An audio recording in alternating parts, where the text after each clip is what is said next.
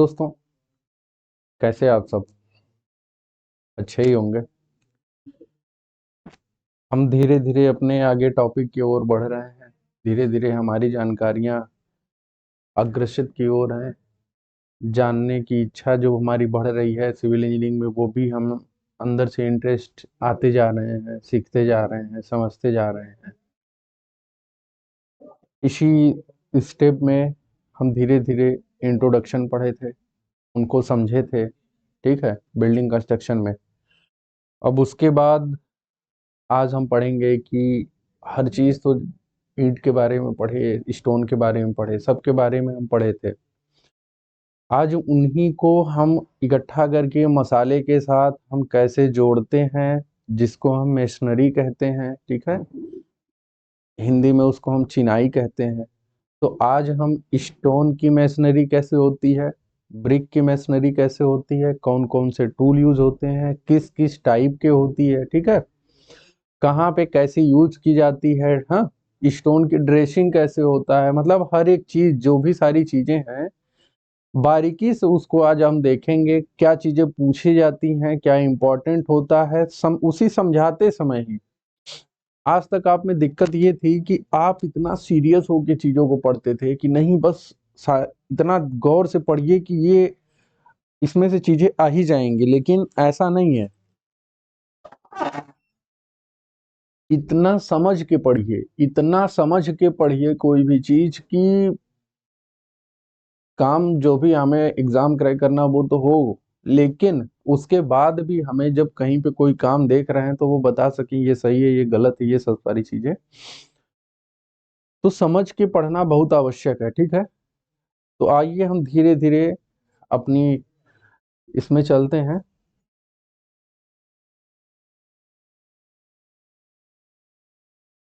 Masonry, masonry को हम हिंदी में कहते हैं चिनाई। आपको बताए होंगे। इसे हम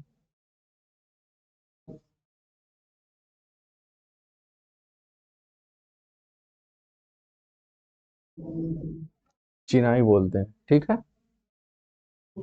देखिए, masonry classification based upon material use, किस प्रकार के मटेरियल हम यूज कर रहे हैं उसी के ऊपर इसको क्लासिफाइड किया जाता है।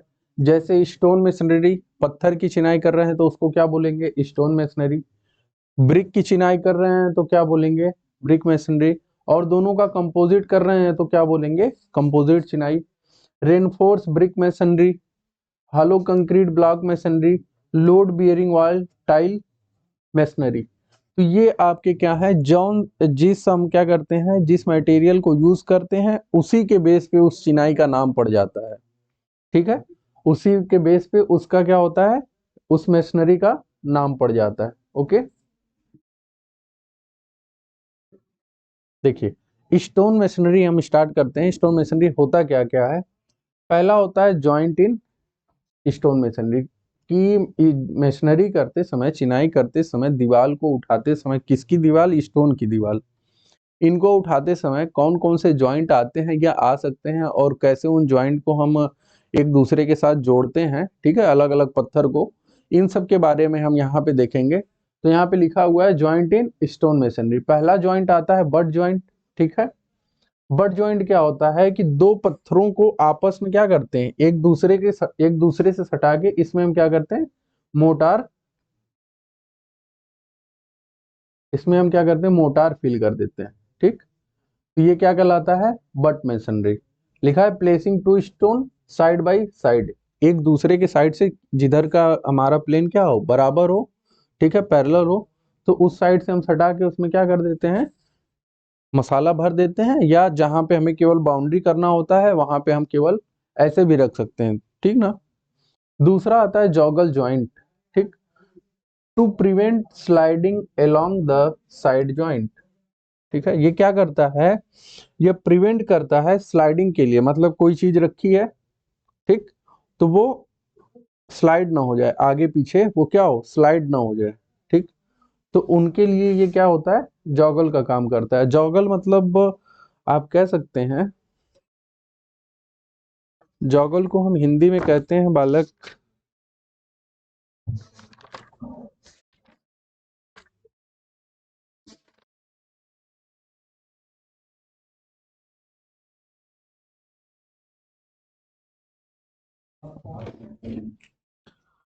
बाहर का निकला हुआ पोर्शन, जैसे इसको हिंदी में इसका नाम आप सुनेंगे तो कहेंगे कि जीभी, जीभी झिर्री जोड़, ठीक है, हिंदी में कहते हैं।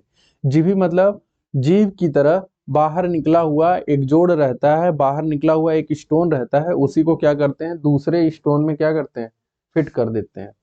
मतलब जो एक स्टोन ये है, ठीक है, तो इस स्टोन को हम क्या करते हैं, इस प्रकार से काटते हैं, ठीक है, और दूसरे वाले, ये दूसरा वाला स्टोन है, इसमें हम क्या करते हैं, इसने भाग को हम अंदर की तरफ काट देते हैं। समझ में आया? इनको हम यहाँ पे बताते हैं। जैसे एक स्टोन ये है,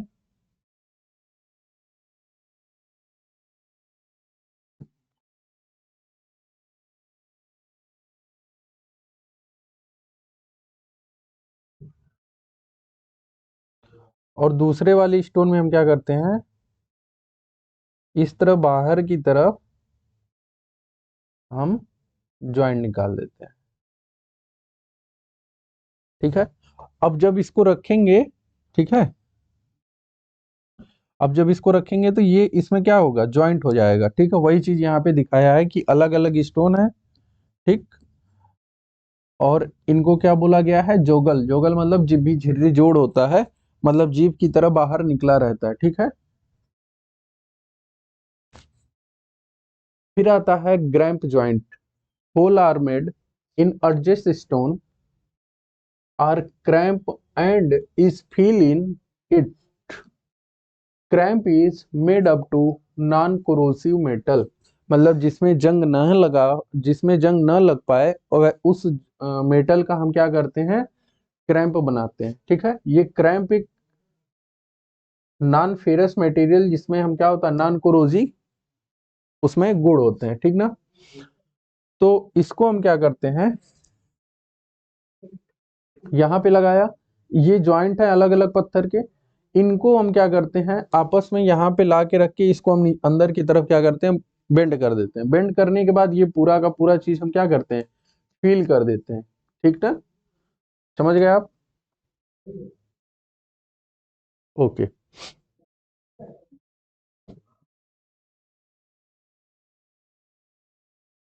तीसरा देखिए, रिबेटेड एंड लैप जॉइंट होता है। लैप जॉइंट आप जानते हैं, एक दूसरे के ऊपर रख के जो लैपिंग की जाती है वो क्या कहलाता है, लैप जॉइंट। लैप जॉइंट इस प्रकार से भी होता है और हम ऐसे भी करते हैं, ठीक ना। तो इसमें सबसे बेटर ये होता है कि ये क्या होता है, की का काम करता है, ठीक ना। It is for stone laid on slope to prevent the movement of one stone over the another. एक स्टोन को दूसरे स्टोन के ऊपर हम क्या करते हैं, रख देते हैं। This joint provided in arch, gables, coping, etc. Bed joint क्या होता है, बेड ज्वाइंट और टेबल ज्वाइंट, ये है आपका बेड ज्वाइंट, ठीक है। इसमें क्या होता है, एक स्टोन है ये, और इस स्टोन को इसके बाहर की तरफ ये निकाल देते हैं, ठीक ना।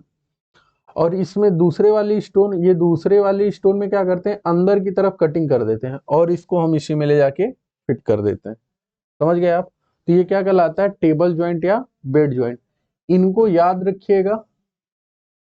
Used in sea wall to prevent the lateral movement of stone. ये क्या करता है, लेटरल मूवमेंट से, एक दूसरे के ऊपर सरकने से क्या करता है, लेटरल मूवमेंट से बचाता है, प्रिवेंट करता है, ठीक। बेड ज्वाइंट, वही चीज यहां भी है, ठीक है। ये किसमें पूछा था, लेना। ये प्लग ज्वाइंट। प्लग ज्वाइंट में क्या होता है कि हम दो स्टोन है, एक स्टोन ये है और दूसरा स्टोन ये है, इनको क्या करते हैं, बीच में हम वाई के आकार का होल कर देते हैं, ठीक है। वाई के आकार का होल कर देते हैं। आधा, आधा इधर से किए, इधर साइड में, और आधा दूसरे वाले पत्थर में किए, ठीक है। और उनको हम जब दोनों में लाते हैं तो इतना ये वाई आकार का बन जाता है। अब इसमें क्या करेंगे, हम सीमेंट मोटार को फिल कर देते हैं। क्या फिल कर देते हैं, सीमेंट मोटार फिल कर देते हैं, ओके। तो stone are joint by filling the hole with cement और लेड। लेड मतलब शीशा। ओके। सैडल जॉइंट क्या कहलाता है? Use to diverted the water moving on weathered surface away from the joint. ये क्या करता है, नीचे अगर विंडो है, ठीक ना, ये सब सारी चीज यहाँ बना है, तो ये सैडल जॉइंट यहाँ पे देते हैं। इस प्रकार का पत्थर होता है तो अगर इस पे कोई पत्थर मतलब इस इधर से कोई वाटर ड्रॉप आता है, बारिश आती है, तो ये क्या करता है, पानी दूर चला जाता है। ठीक। तो यही कह रहा है, वाटर मूविंग ऑन द, उसे डाइवर्ट कर देता है। ये क्या कहलाता है? सैडल जॉइंट कहलाता है। ठीक। आइए डोवेल जॉइंट। डोवेल जॉइंट क्या होता है कि दोनों पत्थर के अंदर हम इस प्रकार का क्या करते हैं, होल करते हैं। अब इसके अंदर एक मेटल क्या करते हैं, अंदर लगा देते हैं। अब ये मेटल इसके अंदर जाता है तो क्या होता है, फिट हो जाएगा। ठीक है, इस प्रकार से, ऐसे। तो एक ये है और दूसरा ये है। So this joint also ensure stability of the stone against the displacement. Displacement के अगेंस्ट में क्या करता है, स्टेबिलिटी करता है। ठीक है। Dowel are 22 mm thick. कितना होता है? 22 mm थिक और 100 mm से 150 mm लॉन्ग होता है। ठीक है। ये क्या है, 100 से लेके 150 mm। ओके। ये डॉवेल होते हैं। आइए नोट पॉइंट में देखिए, natural bedding plane, natural bedding plane in stone masonry are placed in position of normal 90 degree to the direction of load. ठीक है। कह रहा है कि जो हमारा नेचुरल बेडिंग होना चाहिए वो नीचे से ही स्टार्ट करते हैं और ऊपर डायरेक्ट क्या हो, इधर से। जैसे हमारा ये नेचुरल बेडिंग है और जो लोड लग रहा है वो एक दूसरे की अपेक्षा क्या हो, 90 डिग्री पे हो। ये ना कि इसका जो लोड लग रहा है वो किसी एंगल पे लगता है, ऐसा जोड़ स्टोन मेसनरी में नहीं यूज हो पाता। ठीक है। Stone used in good masonry should be hard, tough, well season, compacted grain and uniform texture. ठीक है। इनके कहने का मतलब जो भी ये हम मेसनरी यूज करते हैं वो क्या होता है, हार्ड होता है स्टोन मेसनरी, टफ होता है, अच्छा होता है। ठीक ना, मतलब वेल सीजन होता है। वेल सीजन, ये यहाँ पे वेल सीजन का मतलब होता है कि वाटर एब्जॉर्प्शन से। ठीक है।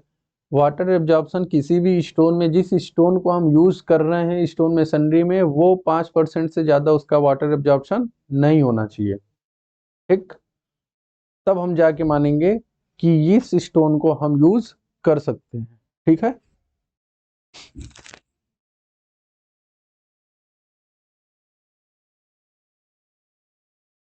थर्ड नंबर लिखा हुआ है, strength of mortar in masonry wall should be equal to the masonry unit।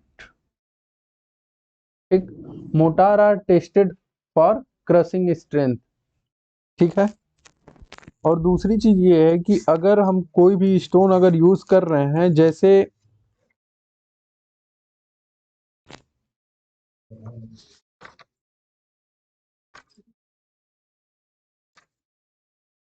जैसे हम कोई भी स्टोन यूज कर रहे हैं, जैसे हमारा ग्रेनाइट हो गया, ठीक है, संगमरमर हो गया, बलुआ पत्थर हो गया, इनका जो कंप्रेसिव स्ट्रेंथ होता है ग्रेनाइट का होना चाहिए हमारा 1000। ठीक है। फिर उसके बाद जो संगमरमर आता है 1000 kg/cm स्क्वायर। ये किसका होता है, एक जगह आपको हम लिख देते हैं। फिर सेकेंड नंबर पे संगमरमर होता है, मार्बल जिसे बोलते हैं।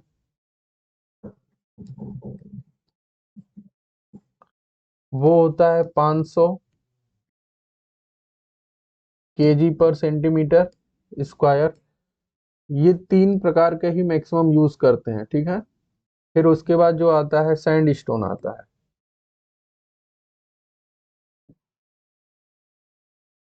सैंड स्टोन जो होता है 300 kg/cm स्क्वायर। ये कंप्रेसिव स्ट्रेंथ है बालक।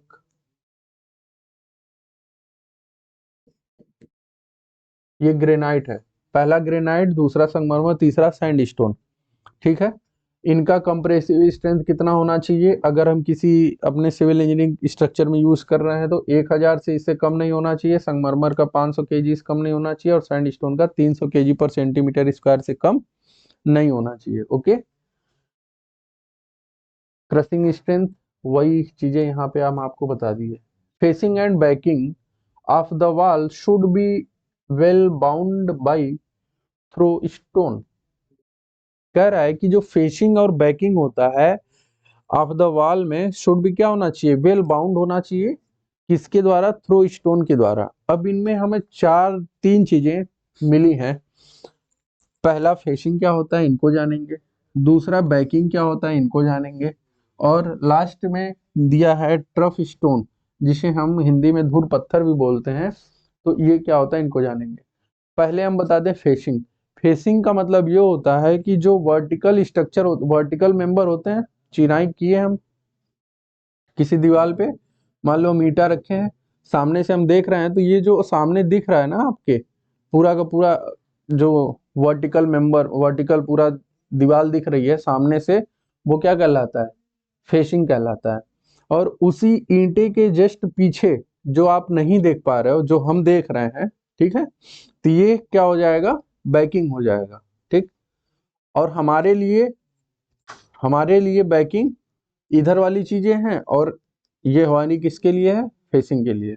मतलब कहने का जो चिनाई होती है, ठीक है, जो दीवार होती है, जो सामने से हमें दिखाई देता है, पूरा वर्टिकल मेंबर, वो क्या कहलाता है? फेसिंग कहलाता है, मतलब सामने से फेस। और बैकिंग का मतलब होता है पीछे। आप भी जानते हो, जो हमें उसी ईंटे के पीछे जो हमें नहीं दिखाई देता, वो क्या कहलाता है? बैकिंग कहलाता है। ठीक है, अब तीसरा आता है ट्रफ स्टोन। क्या होता है? ठीक है, ये जो आपको नीचे दिया है ना ट्रफ स्टोन, तो ये होता है कि जो भी हमारा स्टोन मेसनरी का जो चौड़ाई, जितनी चौड़ाई में हम क्या करते हैं? मेसनरी करते हैं, तो उतना चौड़ाई में एक पत्थर आता है, ठीक ना? उस एक पत्थर को हम 1 से 2 मीटर के बीच में रखते जाते हैं, ताकि क्या हो? बॉन्ड बना रहे। ठीक ना, समझ गए? बाकी स्टोन में जो स्टोन की जो चिनाई करते हैं, वो छोटे छोटे पत्थरों को मिला के करते हैं, और उसी के बीच में 1 से 2 मीटर में बॉन्ड बढ़ाने के लिए, बॉन्ड बनाए रखने के लिए, ठीक है, स्टेबल बनाए रखने के लिए हम क्या करते हैं?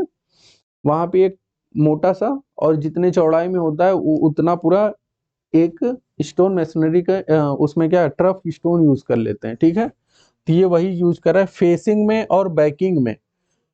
जो हमारा वॉल कैसा होना चाहिए? वेल बाउंड होना चाहिए। किसके द्वारा? थ्रो स्टोन के द्वारा। Vertical joint should be staggered. समझ गया? स्टैगर्ड मतलब कि एक ज्वाइंट दूसरे ज्वाइंट के नीचे नहीं पड़ना चाहिए। ठीक है, जैसे आगे पीछे आप चिनाई देखते हो, उसी प्रकार से stone should be well wetted before use.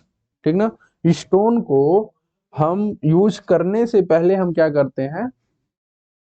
उसको पानी में भिगो के रख देते हैं।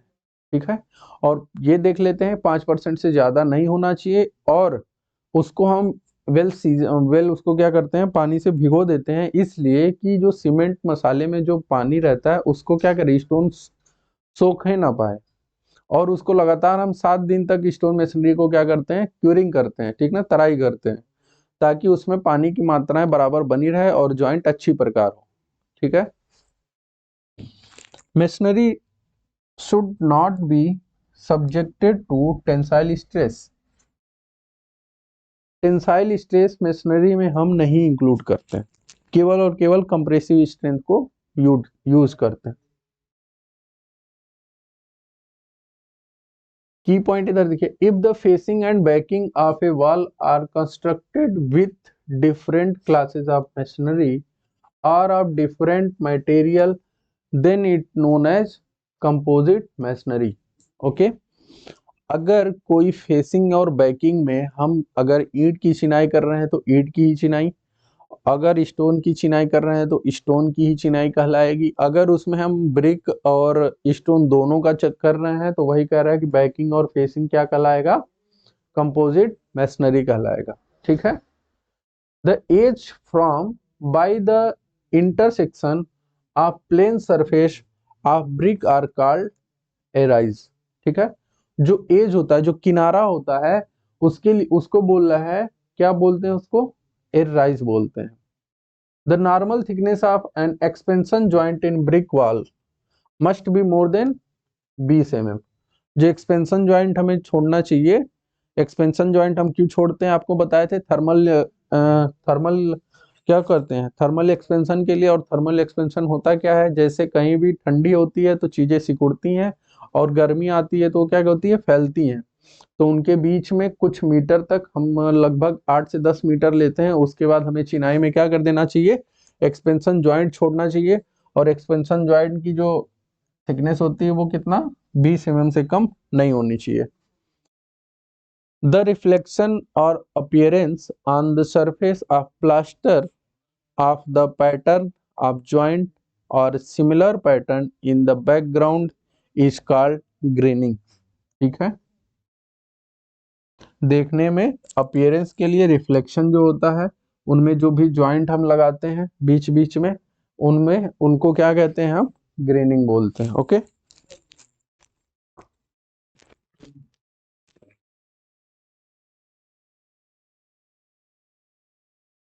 Motor use in stone masonry. Stone masonry में हम कौन सा मोटार यूज करते हैं उनको देखें।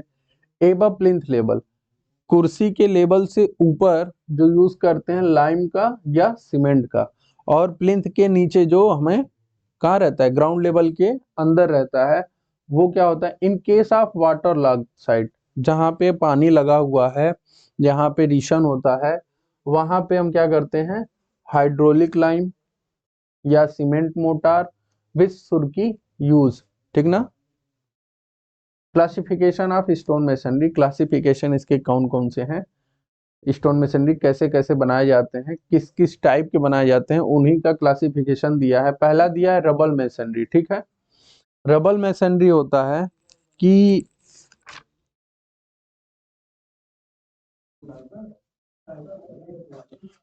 जो डायरेक्ट हम स्टोन प्राप्त करते हैं, ड्रेसिंग एंड विदाउट ड्रेसिंग। ठीक है, कहाँ से, रॉक से, उसी को ले आके हम क्या कर देते हैं, एक दीवार खड़ा कर देते हैं, वो क्या कहलाता है, रबल मैसनरी कहलाता है। देखिए, स्टोन मैसनरी इन विच आइदर अनड्रेस और रफ ड्रेस, ड्रेस तो किया गया है लेकिन रफली किया गया है, उतना सीरियस होकर नहीं किया गया है। Stone are use with suitable mortar having wider joint, उनके जो जॉइंट होते हैं क्या, मोटे मोटे होते हैं। ठीक ना, क्योंकि वो ड्रेस का मतलब, वो अभी शायद फिगर दिखाते हैं, हाँ ये देख लेते हैं, रैंडम है।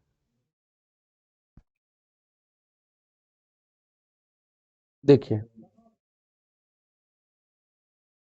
जब हमारा शेप और साइज बराबर हो, दिया हो, तब तो ठीक है, ये हम कहते हैं dress.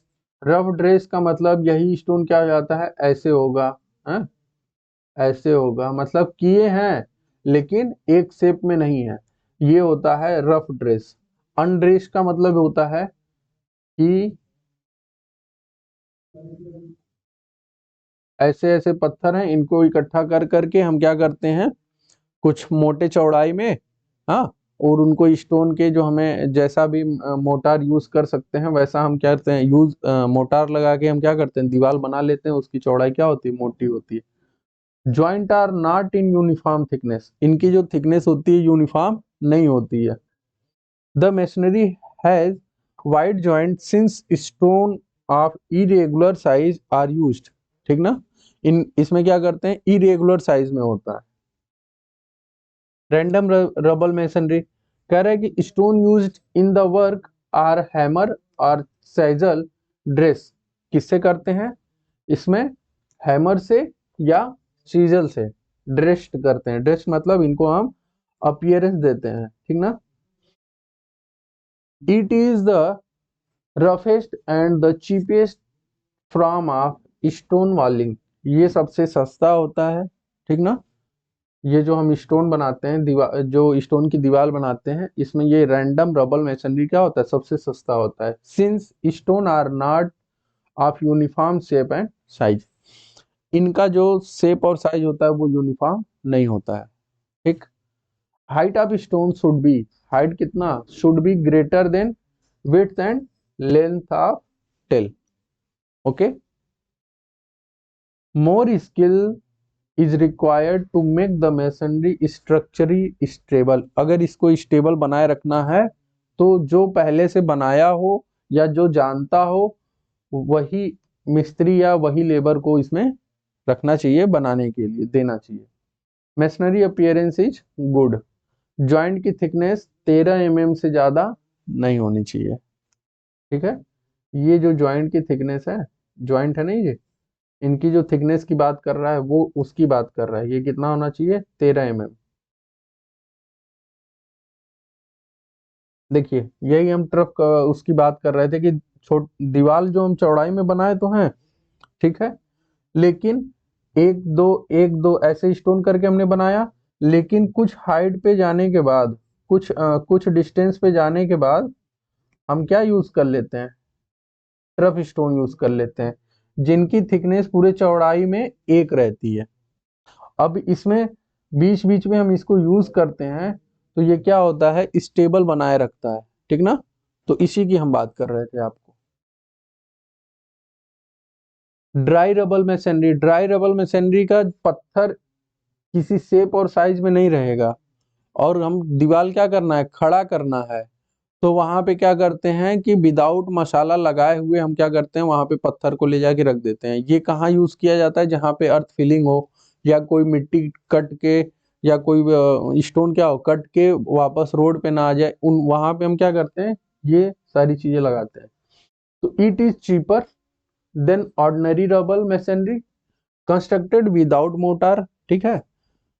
More man power required in construction, इसमें क्या करता है, ज्यादा आदमी लगते हैं। Useful for non load bearing, मतलब उस पे लोड नहीं आ रहा हो, वहां पे यूज होता है। लाइक कंपाउंड रिटेनिंग वाल और बाउंड्री वाल।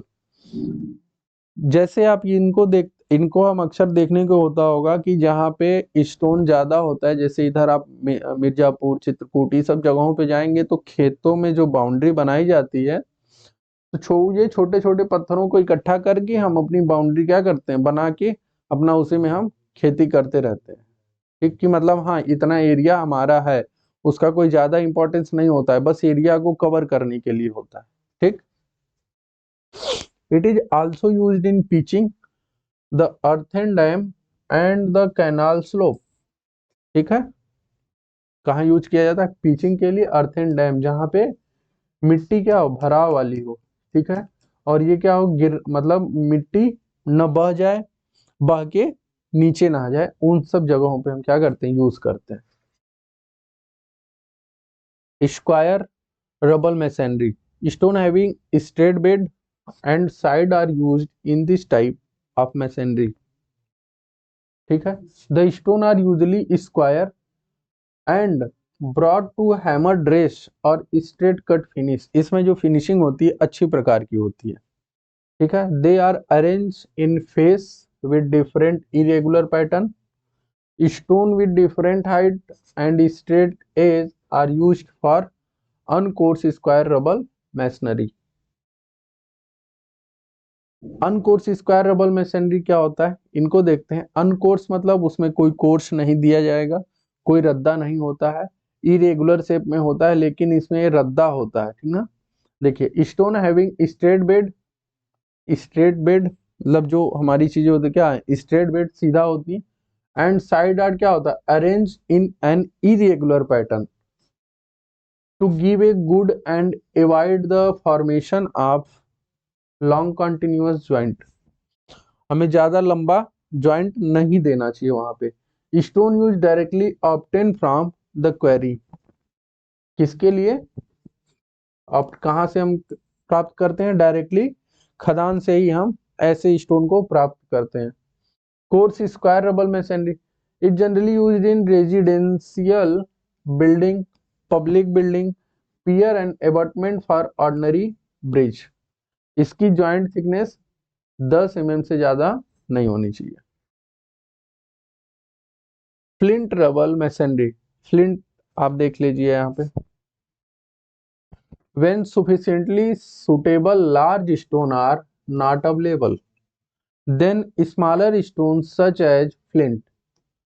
फ्लिंट का मतलब होता है कि छोटे छोटे टुकड़ों को, मतलब ज्यादा रेगुलर शेप में हमें स्टोन नहीं है, छोटे छोटे टुकड़े हमारे पास हैं, उनको भी इकट्ठा करके हम जब बनाते हैं, वॉल बनाते हैं, तो उन्हीं को क्या कहा जाता है?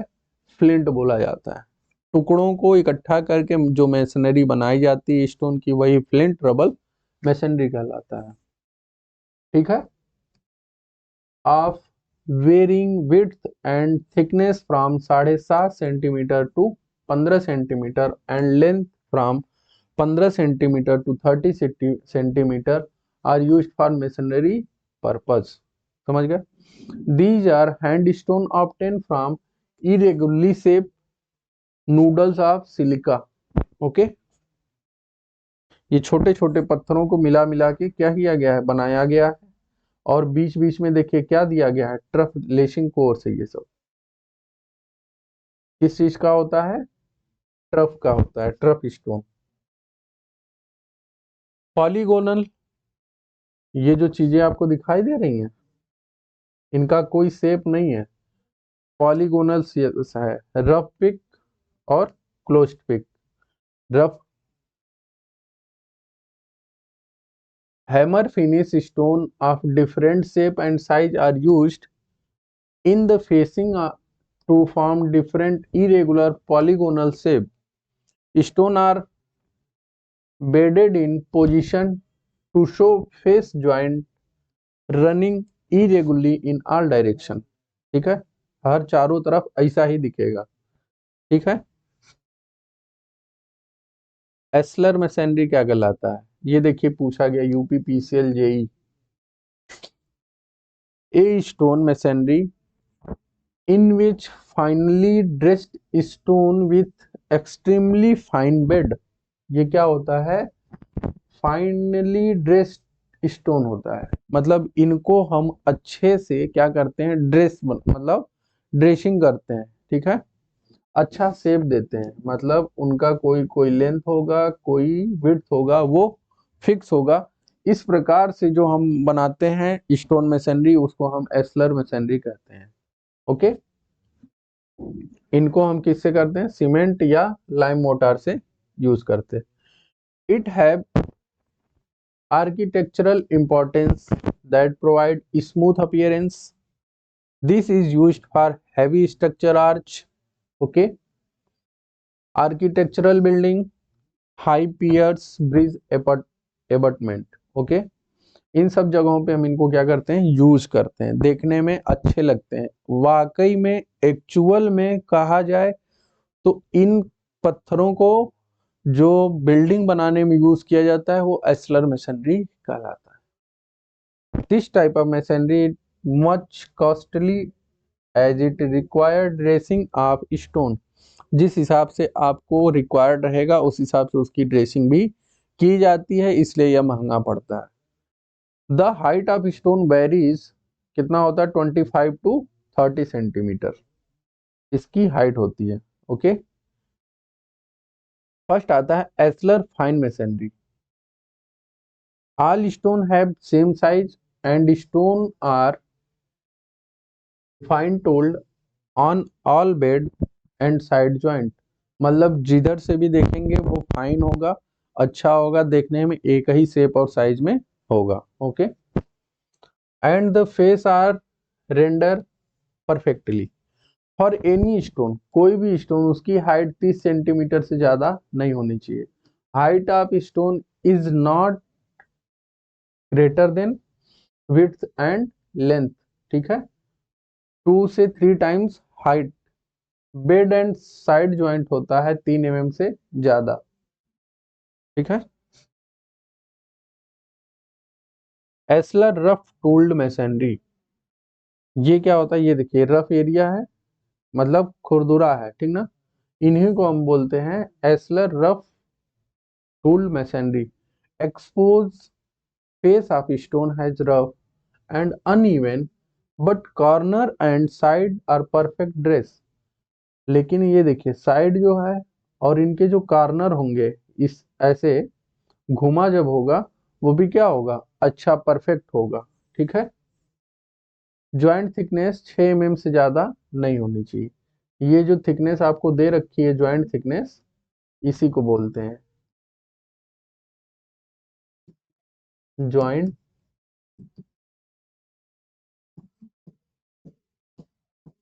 थिकनेस। ओके।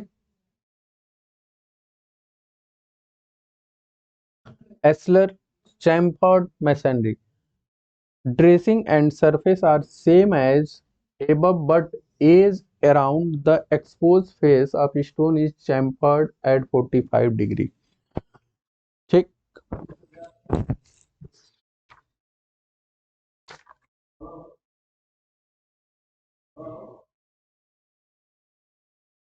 देखिए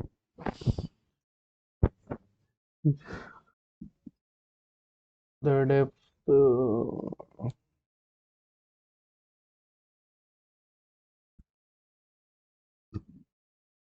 इसी में बताने की हम देखते हैं कि जैसे ये आपका स्टोन लगा, ये मोटार लगा हुआ है, मोटार के बाद हम क्या किए हैं, सीमेंट लगाए हैं, तो ये क्या होगा, वी शेप में होगा इस प्रकार से। ठीक है। 45 डिग्री पे इस प्रकार से, तो ये क्या कहलाता है, चैम्फर्ड कहलाता है। ओके। तो इनका कह रहा है कि जो डेप्थ होता है कोर्स में वेरी कितना, 15 सेंटीमीटर से 25 सेंटीमीटर तक क्या कर सकता है, वेरी कर सकता है। मतलब जो फेसिंग होगी हमारी, जो हमें दिखना, जो हम देखते हैं वो किस प्रकार से होना चाहिए, वी शेप का होता है, तो वो कौन सा कहलाता है, चैम्फर्ड। ठीक है। तो यहाँ पे देख लीजिए, ये कह रहा है कि कितना, 45 degree. Okay. Ashlar block in course masonry, this type of masonry is used in heavy structure such as, कहाँ पे, रिटेनिंग वॉल। रिटेनिंग वॉल बताए थे आपको, प्रतिधारक दीवार हिंदी में बोलते हैं उसको, एबटमेंट एंड पियर्स, इन सब जगहों पे जिस मशीनरी को हम यूज करते हैं वो कौन सी मशीनरी होती है, एस्लर ब्लॉक। एस्लर का जहां पे भी एस्लर का नाम आ जाए तो आप सोचिए वेल ड्रेस्ड स्टोन को यूज किया जाता है। ठीक है। फिर इधर देखते हैं एस्लर रॉक और quarry face masonry. Ashlar rock और quarry faced masonry, the expose face at the stone are not dress, क्या होता है, यह ड्रेस्ड नहीं होता है, to give and original appearance of the natural rock surface. जिस प्रकार का हमें क्वेरी या खदान से स्टोन मिलता है उसी प्रकार से हम क्या करते हैं, उसको बना देते हैं। ठीक है। तो this thickness at the course generally vary between 15 centimetre to 25 centimetre. ठीक है। अब यहाँ पे आते हैं कि कौन कौन से स्टोन, कौन कौन से टूल यूज करते हैं किसमें, स्टोन मैसनरी में। पहला है स्पेल हैमर। किस लिए, ये पूछता है कभी कभी आपसे कि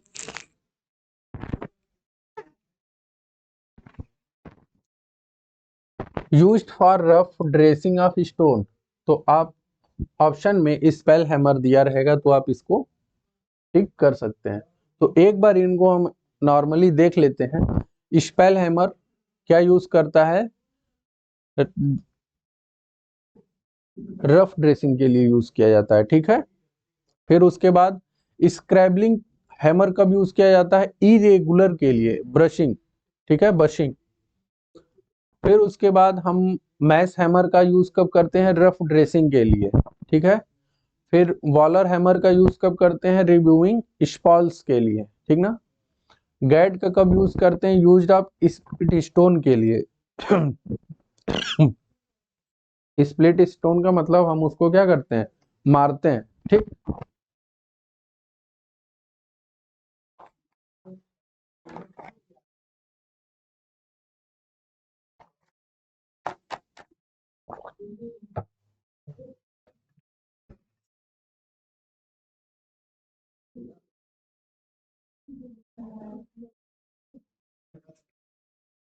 माइलेट का कब यूज करते हैं, used of strike mallet, headed chisels, dummy, use for sticking chisels, for carrying curving work. ठीक है। क्लब हैमर का कब यूज करते हैं, use to strike narrow headed सीजल्स।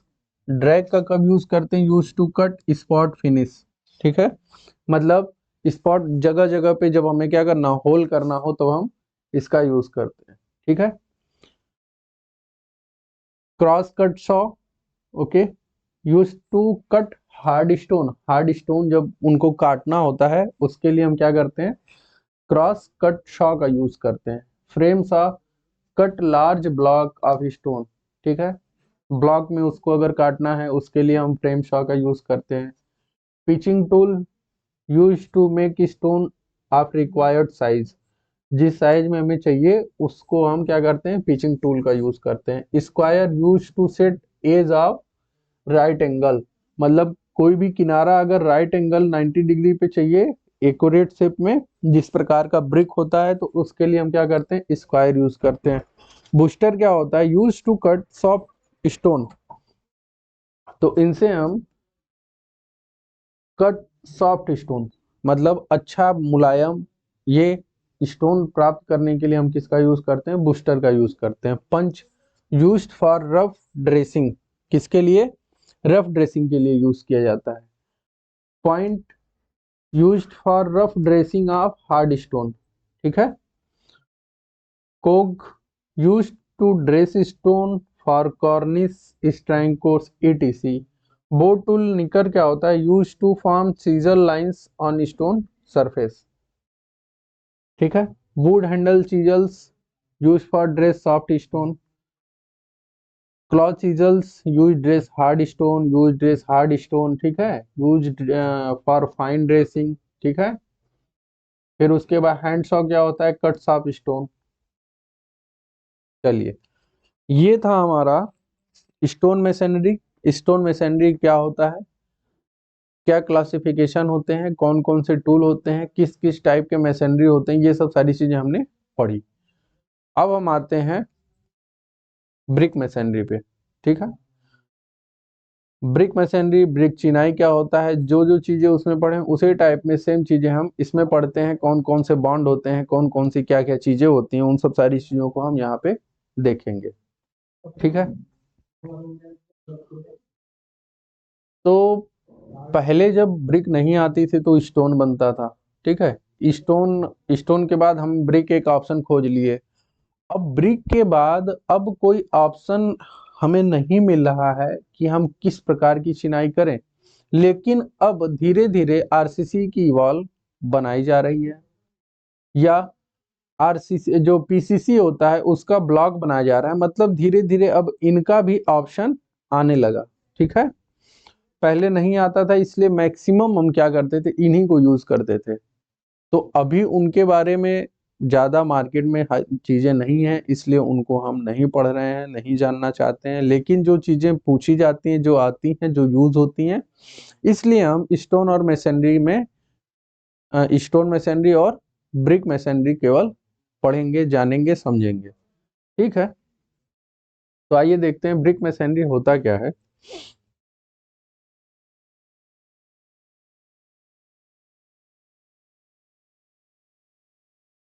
Important terminology used in masonry, masonry में कौन कौन से टर्मिनोलॉजी या कौन कौन से शब्द आते हैं, क्या यूज होते हैं, उनको हम देखते हैं। फेस और फेसिंग के बारे में हम आपको बताएं। फेस क्या होता है? जो सामने से दिखाई देता है, ठीक है। सामने वाला भाग हमारा क्या कहलाता है? किसी भी ब्रिक का वर्टिकल डायरेक्शन में वो फेसिंग होता है, और जस्ट उसके पीछे वाला जो भाग होता है वो क्या कहलाता है? बैक या बैकिंग कहलाता है।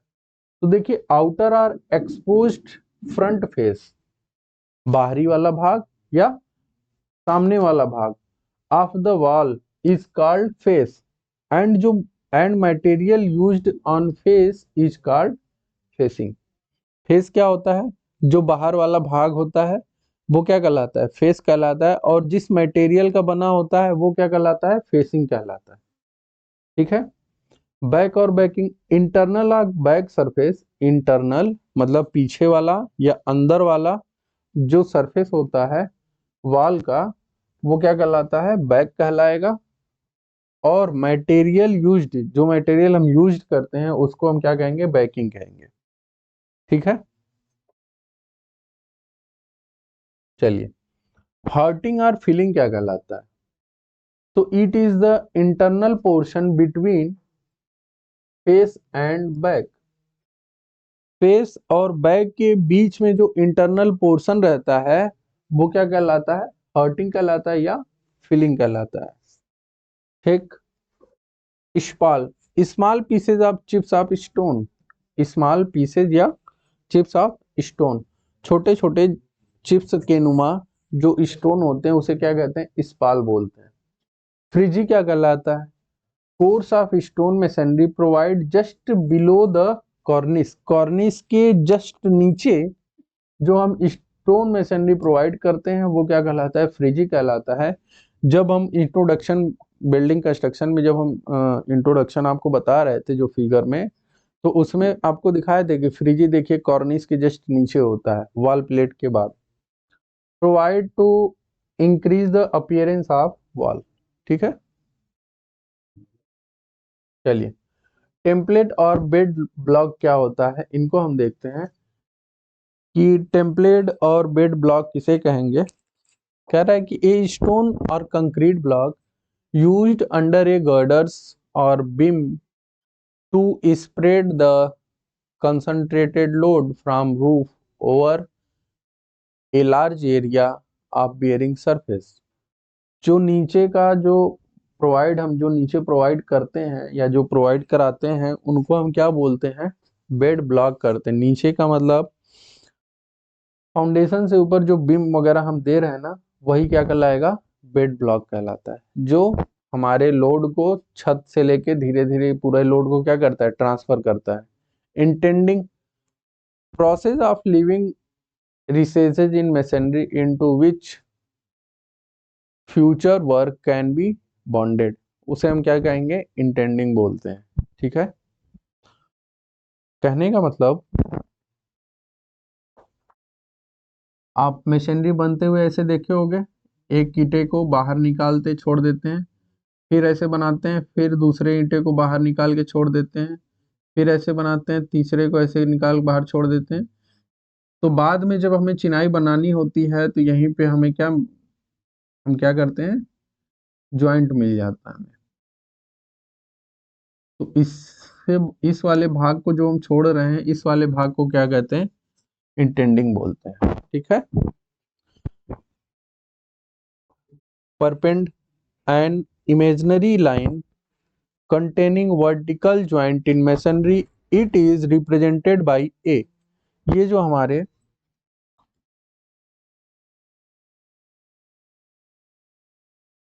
इमेजिनरी लाइन होता है, ठीक है, ये हमारा ब्रिक बना हुआ है। चिनाई हम ऐसे ही देखते हैं। ठीक है, अब जो इनके जो इमेजिनरी लाइन ये वाली जो ज्वाइंट है इनके बारे में बोल रहा है कि ये क्या होता है? एक इमेजिनरी ज्वाइंट होता है जो वर्टिकल ज्वाइंट है, उनको हम किससे रिप्रेजेंट करते हैं? ए से रिप्रेजेंट करते हैं। ठीक,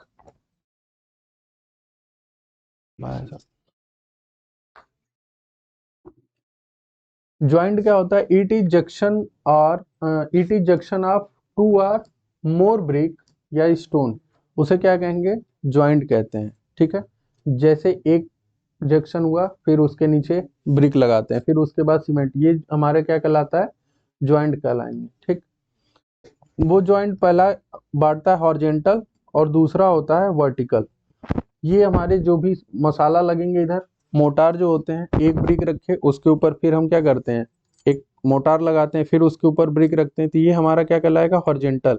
लेकिन जैसे ये ब्रिक इधर भी मसाला रखते हैं और इधर भी मसाला रखते हैं, ठीक है, मोटार, तो ये वाली जो ज्वाइंट कहलाती है ये हमारी कहलाती है वर्टिकल ज्वाइंट या क्रॉस ज्वाइंट। ठीक, हॉरिजेंटल और बेड ज्वाइंट आपको बता ही दिए थे। ठीक है, और वर्टिकल ज्वाइंट क्या होता है या हेड ज्वाइंट क्या होता है इनको भी बता दिया गया था, देख लीजिएगा। Second, horizontal layer of motor just below the course. ठीक है, मतलब ये कोर्स कहलाता है, जो पूरे के पूरे एक लेयर में बिछाई जाती है ये कोर्स कहलाता है। इसके जस्ट नीचे जो हमारा सीमेंट है, सपोज करिए ये आपको दिख रहा, ये जो लेयर है मोटार का वो क्या कहलाता है? बेड ज्वाइंट या हॉरिजेंटल ज्वाइंट। फिर उसके बाद क्रॉस ज्वाइंट, वर्टिकल ज्वाइंट या हेड ज्वाइंट कहलाता है। क्या कहलाता है? Mortar joint in masonry normal to the face of the wall. ठीक है, क्या कौन सा कहलाता है? Head joint. ये देखिए, ये आपको लिखा है, ये फेस ऑफ द वॉल जो आपको सामने से दिख रहा है, ये वाली चीज, ये आपको क्या कहलाता है? तो कल भी बताए थे, बता ये, जैसे ये हमारी ब्रिक है, ब्रिक के जो नीचे वाला, जैसे हमारा क्या कहलाता है, जो ऊपर फ्रॉक बना होता है वहां, या तो नीचे, ऊपर नीचे जब रखा जाता है तो वो क्या कहलाएगा? हॉरिजेंटल। और जब साइड में लगाया जाता है जो हेडर होता है, उसमें कौन सा कहलाएगा? Vertical joint. ठीक है, ये ध्यान रखिएगा। चलिए अब आते हैं टेक्निकल टर्म की, चिनाई में कौन कौन से टेक्निकल टर्म को यूज किया जाता है। ठीक है, तो इसमें एक देख लेते हैं। ये सब सारी चीजें बताई जाएंगी किसमें कौन कौन सी चीजें हैं। Bed, horizontal mortar joint on which masonry unit are laid as known as bed. अभी ये पीछे बताया ना, जो ये ये हमारा जो मसाला लगाते हैं, ठीक है, तो ये क्या कहलाता है? बेड ज्वाइंट कहलाता है, या जिसे हम क्या कहते हैं? बेड कहते हैं, है ना यहाँ पे। ठीक, आइए इससे पहले हम एक चीज और समझते हैं, ये चीजें होती क्या हैं। इनको समझने से पहले पहले हम ब्रिक को देखेंगे, ब्रिक को जानेंगे, ब्रिक को समझेंगे। ठीक है, तो ब्रिक हम यहाँ बनाते हैं।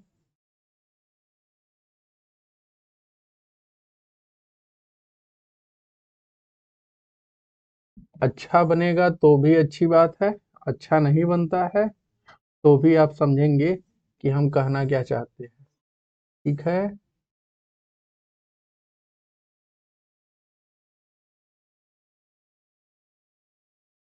ठीक।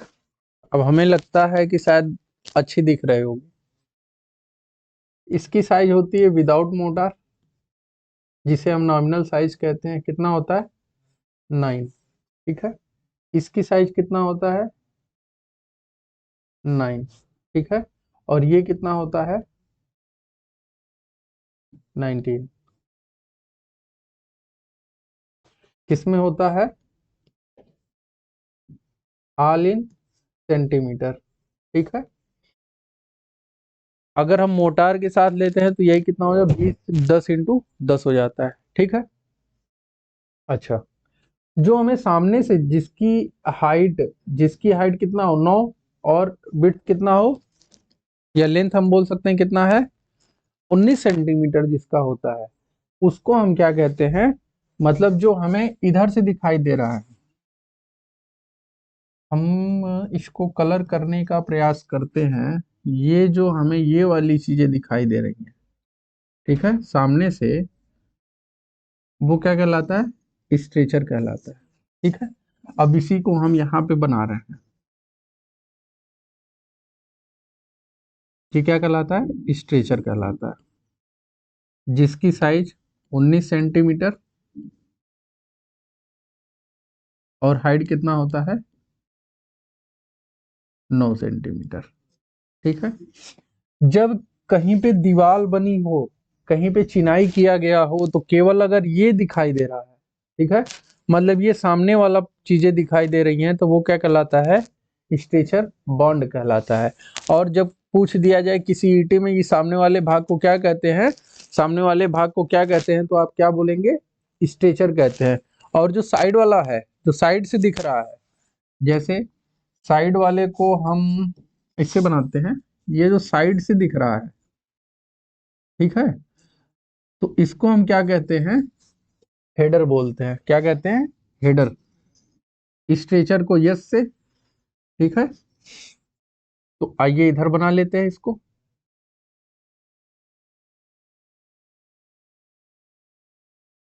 इसकी साइज 9 इंटू 9। उम्मीद करते हैं दिख रहा होगा। ठीक है,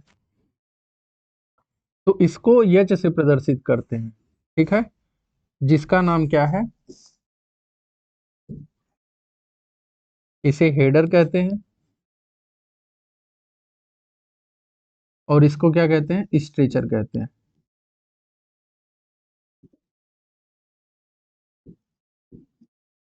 ठीक है, हेडर, स्ट्रेचर को यस से, हेडर को यच से। ठीक, तो जहां पे केवल ये दिखाई देगा उसको क्या बोलेंगे, हेडर बॉन्ड। दीवार बनी होगी, उस दीवार में केवल और केवल अगर जब ये दिखाई देता है तो हम क्या कहते हैं, हेडर बॉन्ड। और मैक्सिमम या हेडर बॉन्ड को सिंगल कभी हम बनाते नहीं है, ठीक है, या तो स्ट्रेचर के साथ बनाते हैं, जिसे हम इंग्लिश और फ्लेमिश बॉन्ड इन सब चीजों को आगे बताएंगे, ठीक है। यहाँ पे हमारे बताने का मतलब ये था कि स्ट्रेचर किसे कहते हैं, हेडर किसे कहते हैं ब्रिक में, उनकी बातें हैं। जब ये हेडर हम इधर से देखेंगे तो ये ईंटा कैसे दिखाई देगा, ऐसे बना होगा, ठीक है, ईंटे ऐसे होंगे। तो इसको आप नहीं बनाए तो ये अच्छी बात है, नहीं तो कंफ्यूज हो जाएंगे, ठीक। चलिए, ये तो फ्रॉग है, आपको मालूम ही है इसे क्या कहते हैं, फ्रॉग कहते हैं, ठीक। ब्रिक वाले चैप्टर में सब बताया गया था, सब कुछ।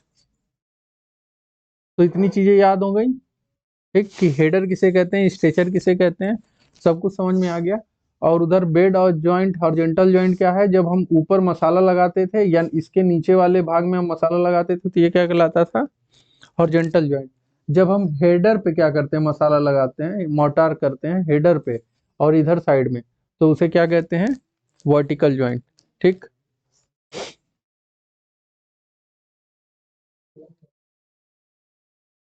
तो ये सारी चीजें वही थी।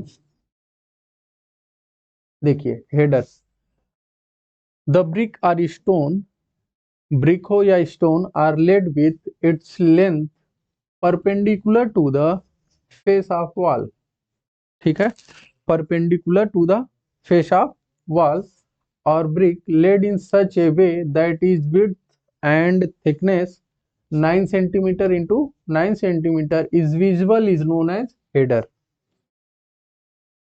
ऐसी दीवार जिसमें हमें क्या दिखाई दे, ये 9 सेंटीमीटर और 9 सेंटीमीटर वाली जो दीवार दिखाई देती है उसी को क्या कहते हैं, हेडर कहते हैं, ठीक है। In stone masonry sometime header as the through stone. Through stone क्या होता है, आपको बताए थे कि जब छोटे छोटे स्टोन के टुकड़ों को मिला के बनाया जाता है क्या, दीवार, तो उसमें एक, उनकी चौड़ाई में, उनके चौड़ाई के बराबर एक पत्थर आता है, वो पत्थर क्या होता है, सिंगल होता है, ठीक है। उसको हम बॉन्ड में क्या करते हैं, रखते हैं, तो वो क्या कहलाता है, ट्रफ स्टोन कहलाता है, ठीक। अब देखिए स्ट्रेचर क्या है, it is the full brick which is laid with its length, जिसकी साइज क्या होती है, 9 इंटू 19 इंटू 9 सेंटीमीटर, ठीक है, parallel to the parallel to the face of the wall. ये क्या होता है, वॉल के पैरेलल होता है, ठीक ना। ब्रिक वर entirely composed स्ट्रेचर इन स्ट्रेचर कोर्स। मैक्सिमम पार्टीशन वाल जो का होता है उसी को हम कहते हैं स्ट्रेचर, ठीक है। पार्टीशन वाल में हमें मैक्सिमम क्या दिखाई देता है, स्ट्रेचर दिखाई देता है, ठीक है। आइए, कोर्स क्या होता है, कोर्स का मतलब एक लेयर में, एक लेयर, एक पूरे लेयर में, पूरी सिधाई में जो भी हमें एक बिछाई जाती है उस हॉरिजेंटल, ठीक ना, उसी को क्या कहते हैं, कोर्स कहते हैं। तो कह रहा है it is the horizontal layer of the brick, ठीक है, या स्टोन।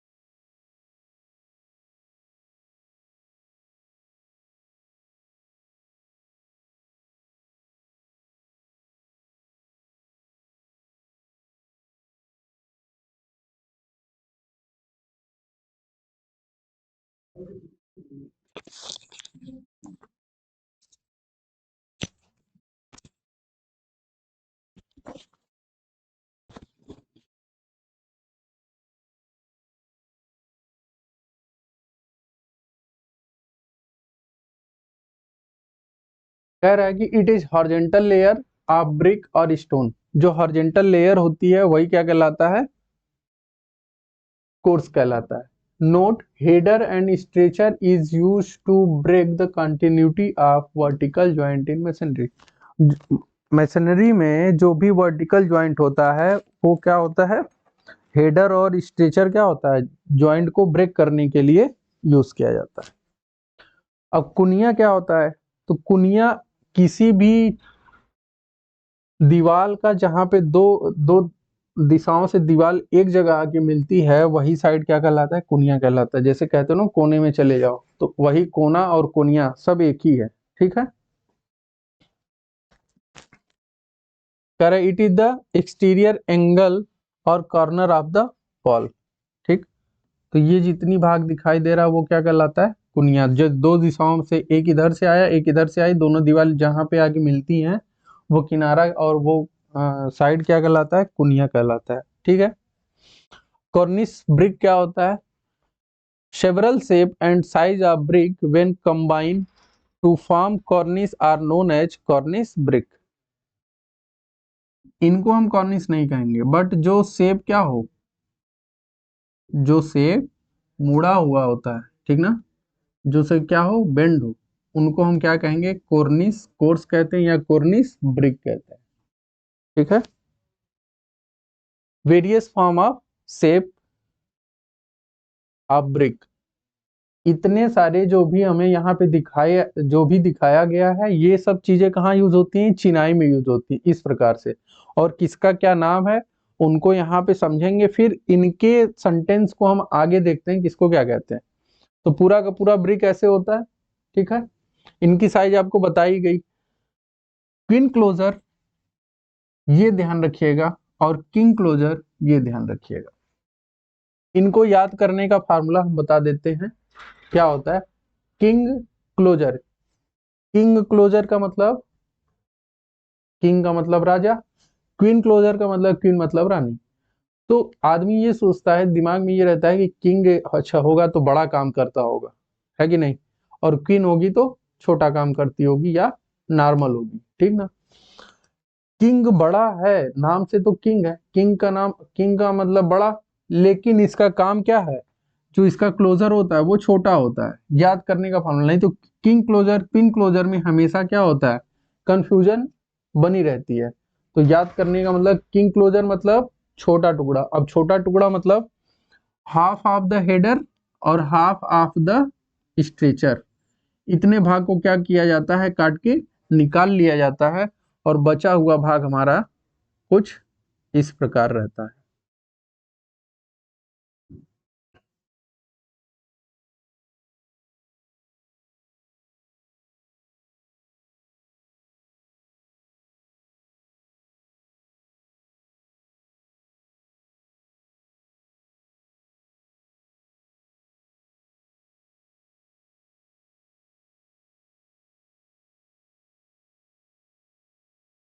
ठीक है, ये हमारा कटा हुआ जो बचा हुआ भाग रहता है ईंट का, वो कुछ इस प्रकार का रहता है। तो आधा हेडर से काटा गया और आधा कहां से काटा गया, स्ट्रेचर से काटा गया। तो उस भाग को हम क्या कहते हैं, किंग क्लोजर। और क्वीन मतलब रानी, जिसका नाम क्या था, हम सोचते थे कि छोटा होगा या वो काम करने में छोटा होगा, लेकिन उसका काम यहाँ पे क्या उल्टा, ये ज्यादा भाग लेती है और किंग छोटा भाग लेता है। तो किंग क्या है कि पूरे के पूरे हेडर भाग से दोनों साइड में क्या किया जा रहा है, काट के निकाल दिया जा रहा है आधे भाग को, इसीलिए हम हाफ ब्रिक कहते हैं। अब क्वार्टर क्या होता है, क्वीन क्लोजर क्या होता है, मतलब कि ये इसे हम क्वार्टर भी बोलते हैं, ये केवल और केवल 25% भाग ही यहाँ पे बचा रहता है, बाकी भाग को क्या काट के हम हटा देते हैं। जितना ये डॉटेड दिख रहा है इसका मतलब इतने भाग को काट के हटा दिया गया, ठीक। चलिए, फुल ब्रिक समझ गए, क्वीन क्लोजर समझ गए, या क्वीन क्लोजर में क्वार्टर भी समझ गए आप, किंग क्लोजर आप समझ गए कि आधे भाग हेडर से और आधे भाग हम क्या कर रहे हैं, स्ट्रेचर से काट के हटा दे रहे हैं। फिर उसके बाद बेवेल्ड क्लोजर, इनको ध्यान से देखिएगा क्योंकि ये नाम डायरेक्ट पूछ लेता है सेंटेंस में, ठीक है। बेवेल्ड क्लोजर क्या कहलाता है कि half of the header but full of the stretcher, half of the header, half of the stretcher, तो क्या कहलाएगा, किंग क्लोजर। बट हाफ जब हम हेडर के आधे भाग से और स्ट्रेचर के पूरे भाग से ब्रिक को काट के निकाल देते हैं तो वो क्या कहलाता है, बेवेल्ड क्लोजर कहलाता है। ठीक है, देखिए ये इतने भाग को काटा, फिर ये वाले भाग क्या है, पूरा कटा हुआ है। ठीक, तो ये पूरा का पूरा भाग कट के बाहर निकल गया और बचा क्या, ये बचा है। इधर का स्ट्रेचर भाग कट गया कि नहीं पूरा, वही चीज है। मीटर्ड क्लोजर क्या कहलाता है कि अब स्ट्रेचर के आधे भाग को और हेडर के पूरे भाग को, वो कहलाएगा मीटर्ड क्लोजर। बेवेल्ड क्लोजर क्या कहलाता है, स्ट्रेचर के पूरे भाग को और हेडर के आधे भाग को। लेकिन यहाँ पे क्या हो गया, उल्टा हो गया, और जो एंगल बनता है वो 45 डिग्री से लेके 60 डिग्री तक बनता है। हाफ बैट, अद्धा जिसे आप बोलते हो, ठीक है, तो वो स्ट्रेचर का पूरा भाग क्या किया, काट के निकाल दिया गया। थ्री क्वार्टर बैट क्या होता है कि 75% भाग तो रहता है, लेकिन 25% भाग को हम काट के हटा देते हैं। बेवेल्ड बैट क्या कहलाता है कि इसका हेडर स्ट्रेचर का इसका 25% इधर एक तरफ से और 75% एक तरफ से हम काट के निकाल देते हैं, वो क्या कहलाता है, बेवेल्ड बैट कहलाता है। ठीक ना, बैट जहां पे बैट लिख के आ जाए उसका मतलब ये समझिएगा कि इसमें 50% काटा, इसमें 25% काटा और इसमें 1/3 भाग काटा। ठीक, bat, portion of a brick cut across the width के अक्रॉस में, और a brick cut by some fraction its length. कह रहा है कि कुछ भाग इसमें हम क्या करते हैं, इसके विड्थ के तथा कुछ फ्रैक्शन हम लेंथ में जो काट के हटा देते हैं, वही क्या कहलाता है, बैट कहलाता है। Bat is used in Flemish bond, Flemish bond में यूज होता है।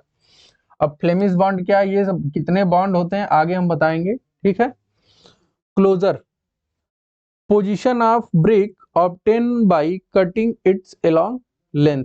क्लोजर क्या कहलाता है, position of brick obtain by cutting, cutting जो लेंथ में हम क्या करते हैं, काट देते हैं, और काटने के बाद वहां पे जो हमें बचता है, जो मिलता है, वही क्या कहलाता है, क्लोजर कहलाता है।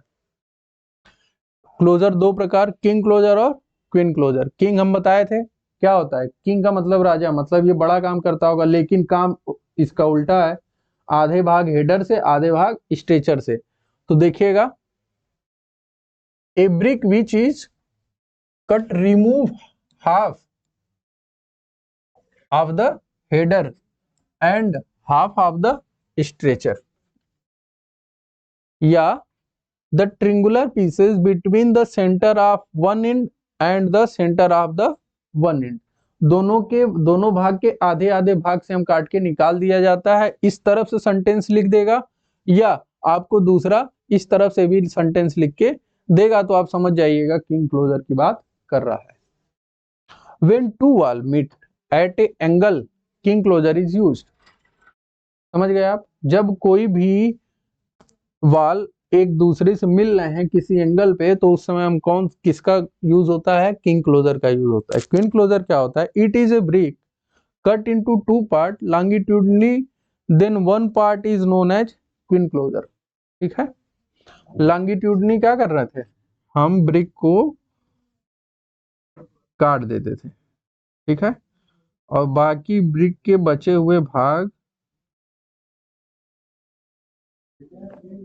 क्या हो रहे हैं, जब ऊपर से देखेंगे तो ऐसे ही दिखेगा। ठीक है, अच्छा साइड से भी देख लेते हैं।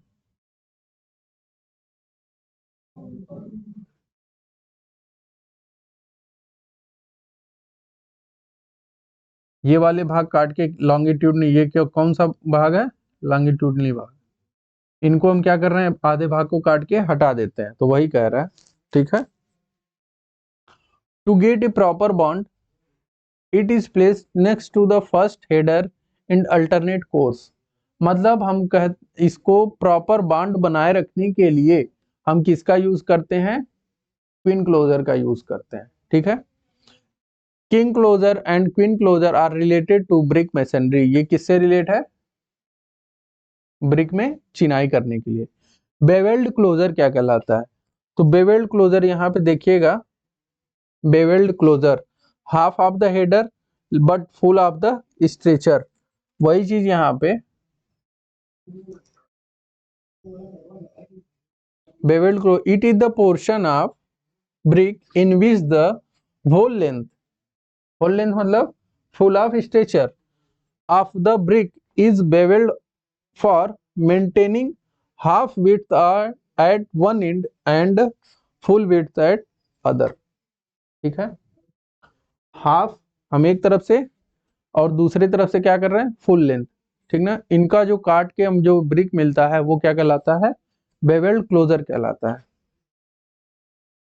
अब बुल नोज का मतलब होता है जो गाय की तरह, जो गाय की नोज होती है ना, उसकी तरह जो होता है वो।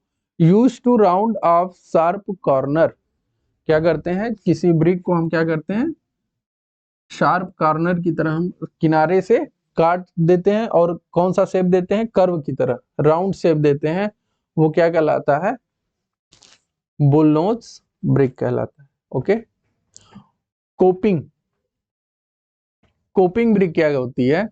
It is used to topmost course of parapet and its shape are made like that rainwater drained out from the top of parapet through through the rainwater from the face of wall। ये आपका ऊपर side में coping लगा हुआ, ये आपका parapet. Parapet का मतलब जो ऊपर रेलिंग बनती है, रेलिंग, रेलिंग के ऊपर इस प्रकार का हम इस आकार का टेपर्ड शेप में हम क्या करते हैं? कुछ भाग बनाते हैं, कुछ पोर्शन बनाते हैं जिसको हम कोपिंग का नाम देते हैं, और उसके नीचे साइड में थ्रोट काट देते हैं। ठीक है, कटिंग कर देते हैं। इससे फायदा ये होता है कि जो पानी होता है वो दीवार में रिश्ते हुए छत पे रिश्ते हुए नीचे वाली दीवार पे नहीं जाती है। वो पानी दोनों साइड में क्या होता है? बह जाता है। इनको हम स्टार्टिंग में जब आपको बताए थे इंट्रोडक्शन में, उसमें भी बताया गया था कि कोपिंग होता क्या है। ठीक है। कैंट, स्प्ले और प्लिंथ ब्रिक, इनको क्या बोलते हैं? कैंट दो होता है, सिंगल कैंट और डबल कैंट। अगर ये सिंगल कैंट है, अगर ये क्या है? सिंगल कैंट है, तो क्या हम इसको ये भी बोल सकते हैं? इसको हम क्या बोल सकते हैं? King closure. सिंगल कैंट को क्या हम किंग क्लोजर बोल सकते हैं? यस। डबल कैंट, जब ये सिंगल था, जब दोनों तरफ हम काट दे रहे हैं आधा आधा, तो वही क्या कहलाता है? डबल कैंट कहलाता है। तो देखिए, these are use in door and window jamb, जब हम डोर और विंडो को जैम करते हैं, जब उसमें हम फिक्स करते हैं। एंड आल्सो इन प्लिंथ, कहाँ पे? प्लिंथ में। There is splay may be on the header of stretcher, कहीं कहीं आपको कहाँ देखने को मिल जाता है? हेडर या स्ट्रेचर में। हॉलो और कैविटी ब्रिक, ये क्या होता है? इनको देखते हैं। Solid volume of brick is not greater than 1/2 of total volume.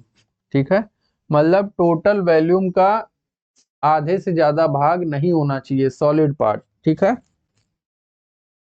देखिए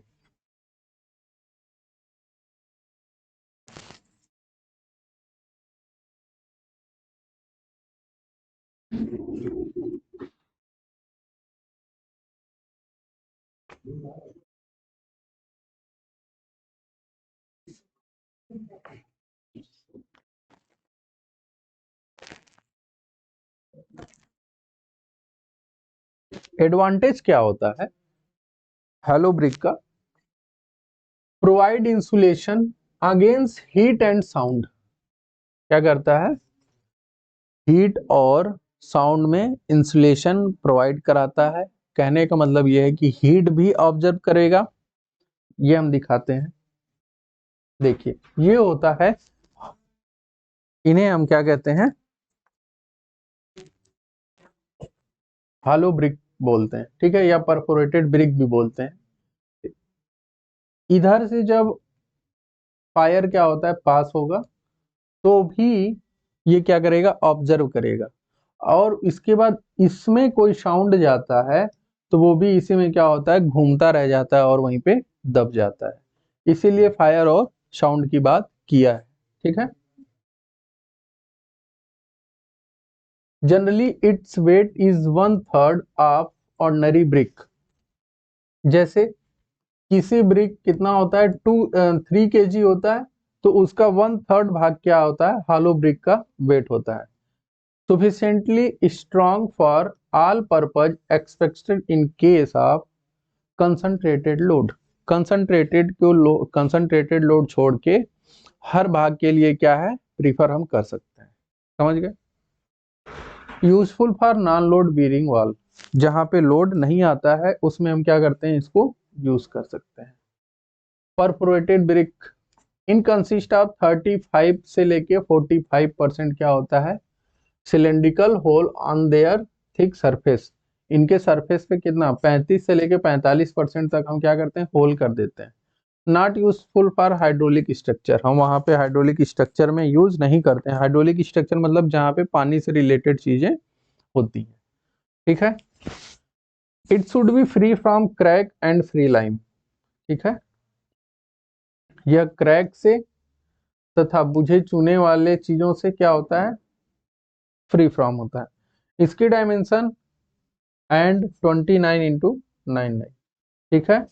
जो ब्रिक की डायमेंशन होती है उसका भी बनाया जाता है और 29x9x9 सेंटीमीटर में भी बनाया जाता है, ठीक।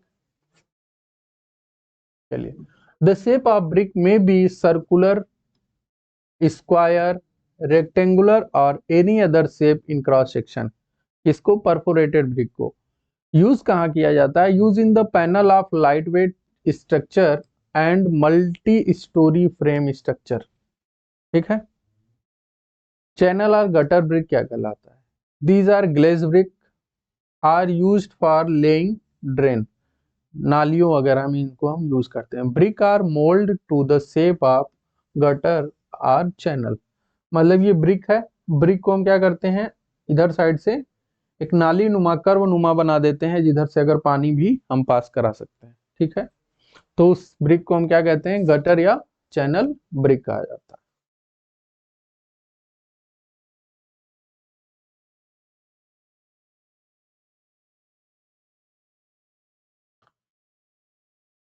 काउ नोज ब्रिक क्या कहलाता है, both the corner of brick, ठीक है, दोनों साइड का कॉर्नर, वो उसमें क्या था, बुल नोज, और इसमें क्या है, काउ नोज। बुल नोज में एक साइड, ठीक है, लेकिन काउ नोज ब्रिक में बोथ साइड, यही अंतर है। Moulded with rounded course, it is also known as double bull nose, ठीक है। एट रेक्टेंगुलर कर्व कॉर्नर, ठीक ना, जहां पे एट एंगुलर कर्व, जहां पे क्या हो, कर्व शेप में चीजें हो, वहां पे इसको हम यूज करते हैं। की पॉइंट देखिए, term use to describe the plastering technique where in small of gravel और pebbles are mixed into plaster to create a textured finish is called pebbles dash, ठीक है। The type of pointing igloo is from at the center of the height by pointer is called key pointing. As per IS 1905, the slenderness ratio masonry wall using Portland cement in mortar कितना होना चाहिए, 27 degree, ठीक ना, 27। The type of mortar are intended or architectural or ornamental part and application of decorative layer on wall and panel किसका होता है, gypsum motor का होता है। मतलब अगर इसमें आर्किटेक्चरल में, ऑर्नामेंट, इन सब चीजों में अगर हमें किसी मोटार की जरूरत पड़ती है तो वो किसका होता है, जिप्सम मोटार का होता है। बॉन्ड क्या होता है, इनको हम समझ लेते हैं। बॉन्ड देखिए होता क्या, बॉन्ड का मतलब होता है हिंदी में चाल, ठीक ना। क्या कहते हैं, चाल बोलते हैं। ठीक।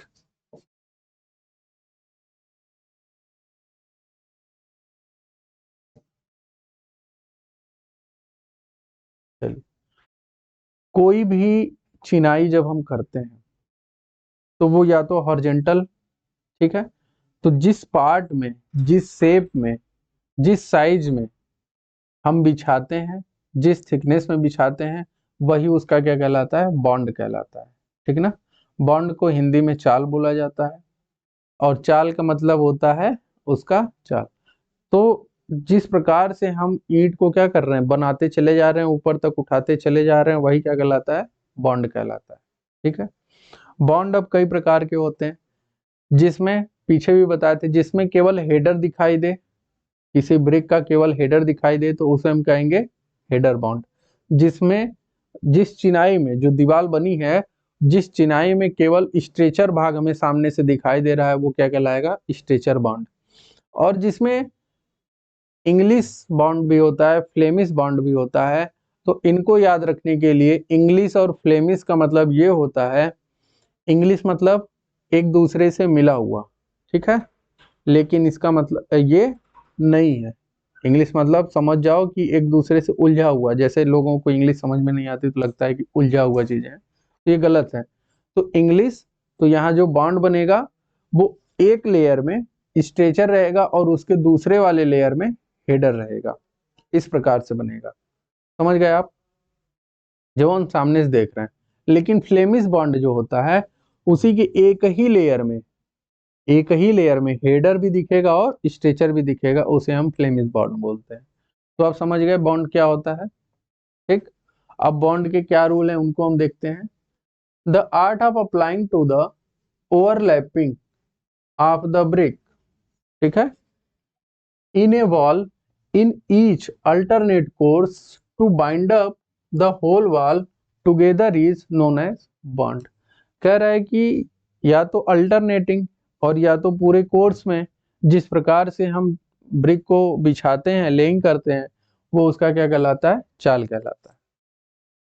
रूल फॉर बॉन्डिंग, बॉन्डिंग के रूल क्या होता है, the amount of overlap should be minimum 1/4 brick along the length of the wall and half brick across the thickness of the wall। ठीक ना। कह रहा है कि जो भी हमारा ओवरलैपिंग का काम हम करते हैं तो 1/4 ब्रिक along the length होना चाहिए, लेकिन आधा ब्रिक उसके थिकनेस के आधे होने चाहिए उस दीवार के। ठीक ना। As far as the use of brick, bat should be avoided.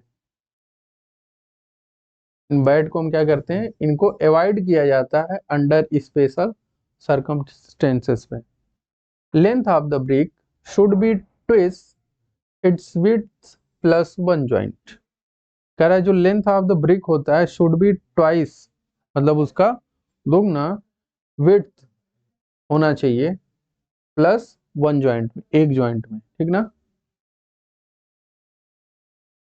It is preferable to provide header course on both the side of the wall is every 6 course. ठीक है। The vertical joint in the alternate course should be along the same perpend. ठीक है। Hearting should be carried out with header only. Okay, ये सब हमारे किसके थे, rule थे उसके। ठीक। आइए, type of bond, stretcher bond, header bond, Flemish bond और इंग्लिश बॉन्ड, ये थे मोस्टली, इन्हीं को हम यूज करते हैं।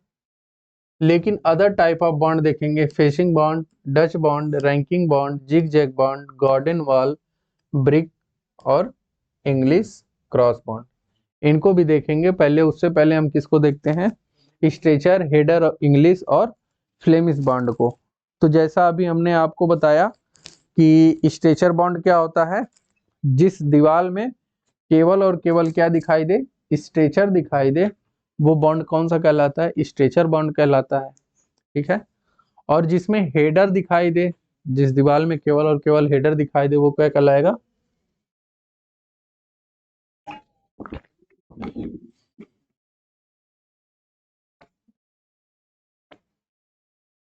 हेडर बॉन्ड कहलाएगा। ठीक है। और बताया कि स्ट्रेचर बॉन्ड हमें मैक्सिमम कहाँ दिखाई देता है? कहाँ दिखाई देता है? पार्टीशन वॉल में। ठीक है।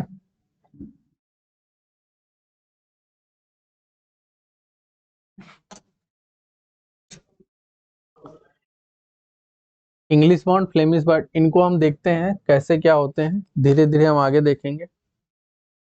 ये देखिए स्ट्रेचर बॉन्ड, तो केवल और केवल क्या दिखाई दे रहा है? स्ट्रेचर दिखाई दे रहा है। क्या दिखाई दे रहा है? पूरे भाग में ये दीवार की चिनाई है, और केवल और केवल आपको क्या दिखाई देता है? स्ट्रेचर। ये मैक्सिमम किस में दिखते हैं हम? पार्टीशन वॉल में। पार्टीशन वॉल कहाँ पड़ता है? फ्रेम स्ट्रक्चर में, या किसी कमरे के बीच में अगर डिवाइड करना होता है तो वहां पे डालते हैं, जिसे हम 4 इंची की दीवार कहते हैं। ठीक है। इनकी साइज क्या होती है? 19 और 9। ठीक है, ये हमें दिखाई देता है।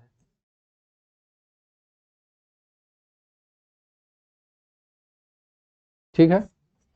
All the brick laid as structure stretcher horizontally on the face of wall. ठीक है। जो stretcher horizontally on the face, हमें सामने की तरफ जो हमें स्ट्रेचर दिखाई देता है वही क्या कहलाता है? स्ट्रेचर बॉन्ड कहलाता है। Header bond, it is possible only for half brick wall. Half brick wall मतलब 10 सेंटीमीटर वॉल भी बोलते हैं इसे, 10 सेंटीमीटर थिक वॉल। ठीक है। जैसे पार्टीशन वॉल बताया आपसे, कहाँ पे यूज होता है? कहाँ पे? पार्टीशन वॉल में। ओके, चलिए। It is also known an running bond. ठीक है। Overlap is obtain by commencing each alternate course with a half brick bat. अगर कहीं पे जो ओवरलैपिंग में दिक्कत आ रही है तो वहां पे हम क्या करते हैं? हाफ बैट यूज करते हैं। ठीक है। हेडर बॉन्ड, अब हेडर बॉन्ड क्या है? जहां पे केवल और केवल क्या दिखाई दे? हेडर दिखाई दे। ये पूरा का पूरा भाग में क्या दिखाई देता है? हेडर दिखाई दे रहा है। ठीक है। और इनके ज्वाइंट को ब्रेक करने के लिए यहाँ पे क्या यूज किया जाता है? क्लोजर यूज किया जाता है। ठीक ना। तो देखिए, ईट in this type of bond brick are laid as only क्या? Header on the face of wall. केवल और केवल क्या दिखाई हो? क्या है? हेडर दिखाई। और साइज क्या होता है? 9x9। तो यहाँ क्या हो जाएगा? 10x10, क्योंकि मोटार के साथ बताया जा रहा है। It is mostly use for footing in foundation. Maximum कहाँ करते हैं इसको यूज? फाउंडेशन में। ठीक है, जहाँ पे थिकनेस और मजबूती हमें ज्यादा चाहिए। Horizontal bond is usually used for one brick wall. ठीक ना, क्योंकि अगर इधर इतना है तो पीछे इस प्रकार का होगा ना, ये वन ब्रिक वॉल बोलते हैं इसीलिए। और इसकी साइज हमें मालूम है कितना हो जाता है? 20 हो जाता है, 20 सेंटीमीटर। समझ गए? और इन वेल लिग्निन वेल फाउंडेशन, ठीक ना, not use for load bearing wall. Load bearing wall में इसको हम यूज नहीं किया जाता, because of it not contain enough strength. ज्यादा नहीं स्ट्रेंथ चाहिए वहां पे in delivering pressure along the length of wall. समझ गए? जहां पे हमें मैक्सिमम स्ट्रेंथ की आवश्यकता नहीं होती है, लगभग थोड़ा बहुत स्ट्रेंथ की आवश्यकता होती है, वहां पे हम इसको यूज कर लेते हैं। इंग्लिश बॉन्ड, इंग्लिश और फ्लेमिश में हम आपको बताए थे, आपने ये सोचा होगा कि इंग्लिश का मतलब क्या होता है? इंग्लिश की सबको समझ में नहीं आती तो लोग कहते हैं कि अरे यार इंग्लिश बहुत उलझन वाली चीज है।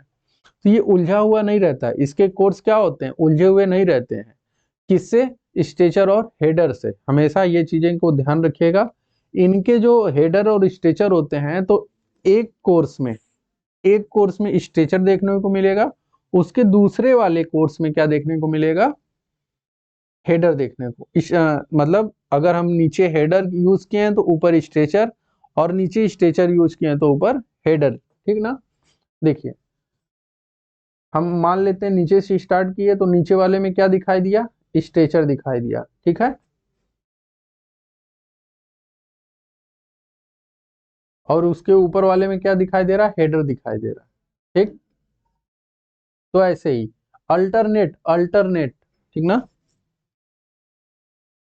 कह रहा है कि the bond consist alternate course, ये ध्यान रखिएगा, alternate course of the header and stretcher, alternate course, इतना ध्यान रखिएगा। It is the strength bond, it is the strongest bond and required more facing brick, मतलब ज्यादा सामने की तरफ हमें कौन सा ज्यादा ब्रिक है उसके लिए। That used for wall thickness 20 centimetre या उससे ज्यादा, ठीक ना। उसकी थिकनेस 20 सेंटीमीटर या 20 सेंटीमीटर से ज्यादा जहां पे जरूरत पड़ती है तो वहां पे हम कौन सा यूज करते हैं, इंग्लिश बॉन्ड यूज करते हैं। A queen closure must be provide after the queen header, कोनिया हेडर, ठीक है। इसमें हम क्या यूज करते हैं, क्वीन क्लोजर को यूज करते हैं, आपको दिखाते हैं। देखिए एक यहाँ पे क्या लगाया, हेडर लगाया, इसी की बात कर रहा था। हमेशा कुनिया पे क्या यूज करेंगे, क्लोजर यूज करेंगे। कौन सा क्लोजर, क्वीन क्लोजर। कौन सा, क्वीन क्लोजर हमेशा यूज करते हैं, हमेशा कोनिया पे मतलब कॉर्नर पे, ठीक है। तो आप इसको ऐसे भी दर्शा सकते हैं, ठीक। हर एक अल्टरनेट चीजों पे ये यच है, ठीक है।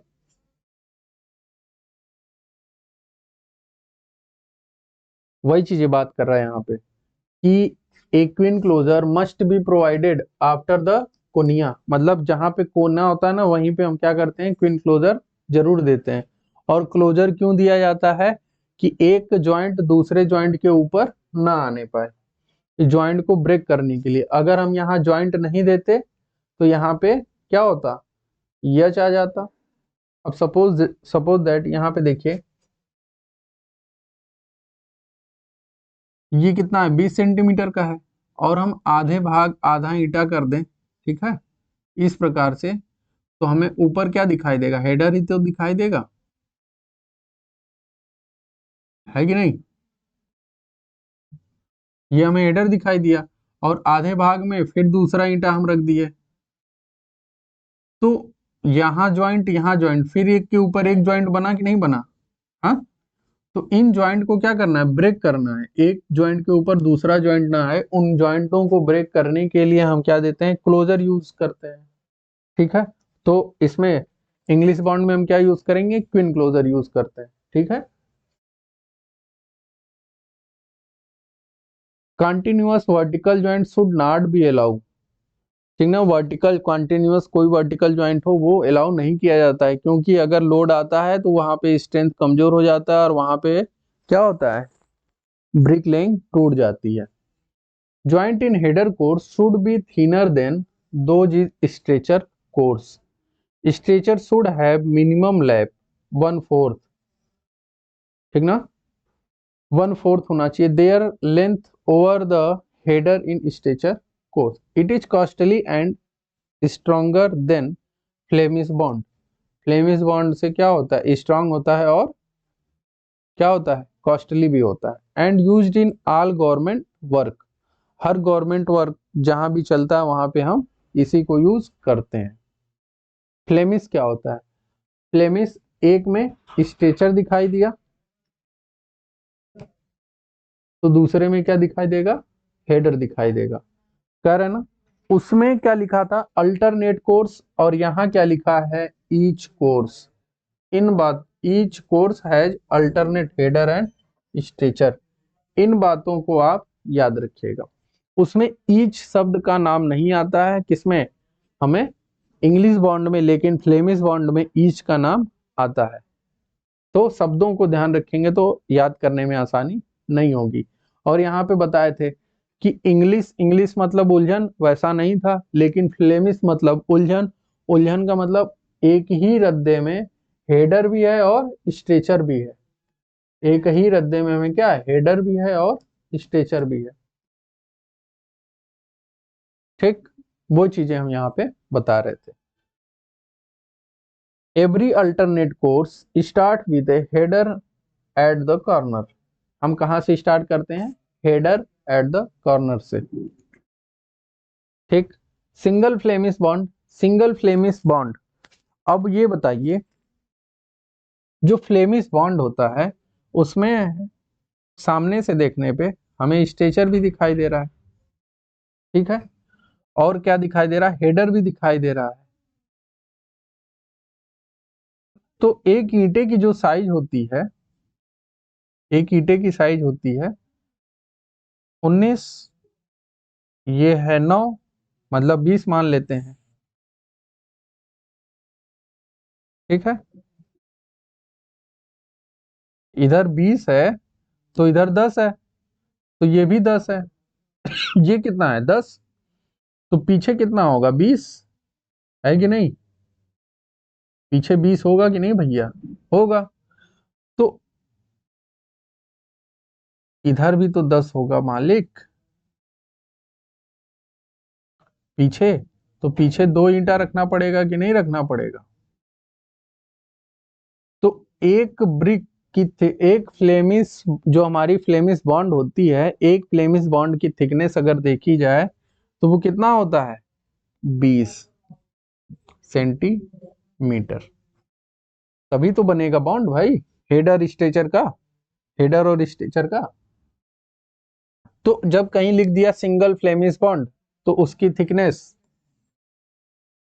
कह दिया सिंगल एंड हाफ, तो कितना, 30।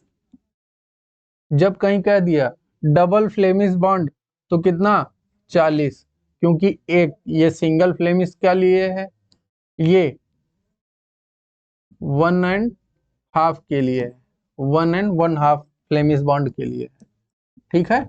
तो इनके बातों को ध्यान दीजिएगा। अब देखिए, सिंगल फ्लेमिश बॉन्ड दिया है फ्रंट 1/3, तो ये कितना हो गया, 30। 30 कैसे, 20 ये, 20 ये और 10 ये, ठीक है, हो गया कि नहीं, 1 सही 1/2। तो फ्रंट इसका इस प्रकार से दिखेगा, ठीक है, और फ्रंट किसका, हाफ ब्रिक वॉल का इस प्रकार से दिखता है, ठीक। It is the combination of English and Flemish bond.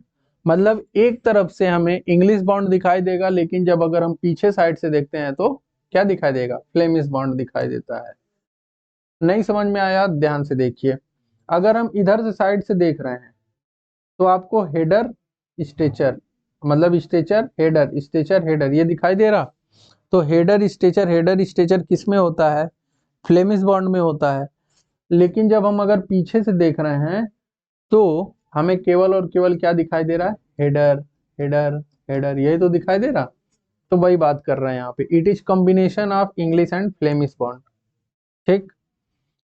Facing of the wall consist Flemish bond, जबकि backing consist English bond in each course. जो बातें यही आपको अभी हमने बताई, कोई दिक्कत नहीं, होनी भी नहीं चाहिए।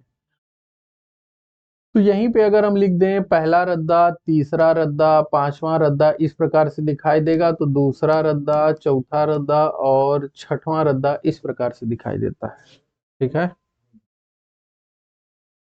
डबल फ्लेमिश बॉन्ड, जब डबल फ्लेमिश बॉन्ड की बात करेंगे तो वो कितना, 40 सेंटीमीटर की बात करने लगेगा। लेकिन यहाँ पे देख लीजिए, अभी हाफ की बात कर रहा। Same appearance in each course can be seen in the front and back face of the wall. दोनों तरफ से कैसा, सेम दिखाई देगा। Flemish bond is use both side, दोनों तरफ से, हेडर स्ट्रेचर और हेडर और stretcher. This bond have better appearance the English bond, ठीक है। Header and stretcher are laid in each course alternately. Header और स्ट्रेचर क्या होता है, हर हर कोर्स में अल्टरनेट हम देते हैं। दिस बॉन्ड है maximum use of the half bat, quarter bat and 3/4 brick bat in wall thickness. Queen closure are laid next to कोनिया header in each alternate course. हम किसका यूज करते हैं, क्वीन क्लोजर का, ठीक है। Other type of bond, facing bond. Facing bond क्या होता है, ये पूछा था Nagaland, Tamil Nadu. Useful where facing and backing are desired to be constructed with brick of different thickness। देखिए ये होता है फेमिस और ये होता है डच बॉन्ड। डच बॉन्ड आपको इस प्रकार से दिखते हैं, it is modified from the English bond. English bond का ही सुधरा हुआ रूप है, ठीक है। एक स्ट्रेचर हेडर इस प्रकार से। Dutch bond consist the alternate course header and stretcher, वही चीजें इंग्लिश बॉन्ड में, ठीक ना। Every stretcher course start with 3/4 3/4 brick.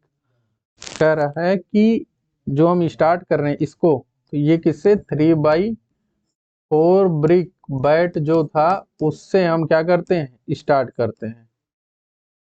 इसके कहने का मतलब ये है, जो स्टार्टिंग कर रहे हैं स्ट्रेचर कोर्स में।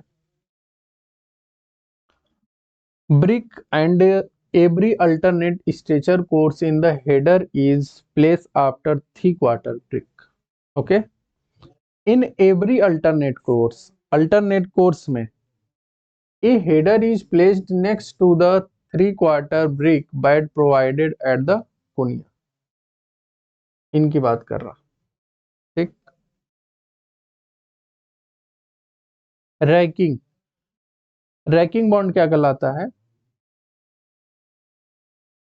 एक मिनट। जिग जैग बॉन्ड भी है, herring bond, zigzag bond. Zigzag bond को ध्यान से देखिए, इनका फिगर इस प्रकार से, मतलब जिग जैग है।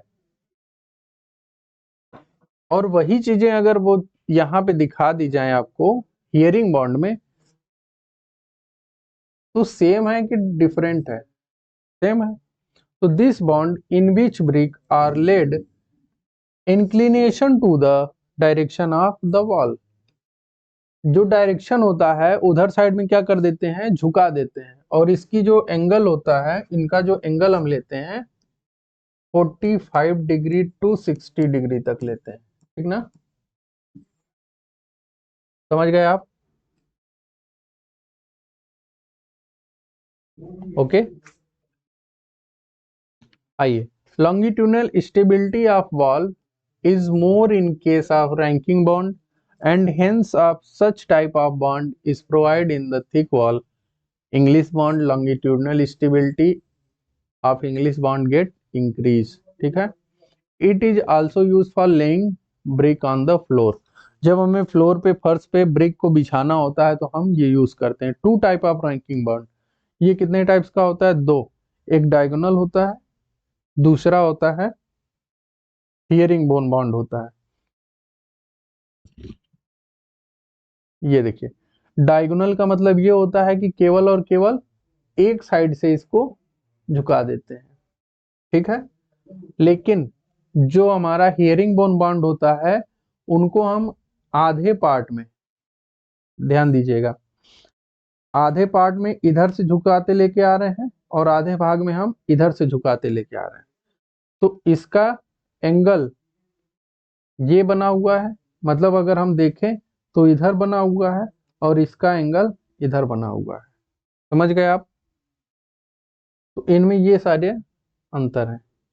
देखिए, डायगोनल बॉन्ड कह रहा है कि in such type of ranking bond the brick are laid inclination 45 in such a way the extreme end corner of diagonal chords remains in contact with external line of stretcher suitable for 2 to 4 brick thickness।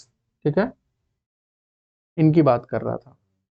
तो केवल और केवल एक side से हम बढ़ाते चले जाते हैं और बनाते हम चले जाते हैं। ठीक है, it is usually introduced at every fifth and seventh course along the height of wall। Herring bone bond क्या कहलाता है? It is best suitable for very thick wall, not less than 4 brick। 4 brick से कम इसका नहीं होता है। ठीक है, मतलब 40 centimetre. Okay, brick are laid 45 degree in 2 direction, 2 direction से, इधर से भी और इधर से भी। From the centre of the wall thickness, total wall का थिकनेस ये है, तो इसके सेंटर से दोनों साइड से हम क्या करते हैं? इंक्लिनेशन करते हैं। ठीक है ना, तो can be used for brick flooring. कहाँ पे? ब्रिक फ्लोरिंग में यूज करते हैं। Brick paving and the ornamental finish of the frontage of the wall, जहाँ पे सामने जो चीजें दिख रही हैं जैसे खड़ंजा वगैरह अच्छे दिखने के लिए, वहां पे हम इनको यूज करते हैं। जिग जैग बॉन्ड तो पीछे दिखा है ना, जिग जैग बॉन्ड और यहाँ हियरिंग बोन बॉन्ड, ये रैंकिंग बॉन्ड, कोई अंतर है? नहीं है। जिग जैग बॉन्ड देखिए, this is one type of ranking bond. Ranking bond का एक यही प्रकार है। वेयर द रैंकिंग और inclined course are provided in zigzag bond.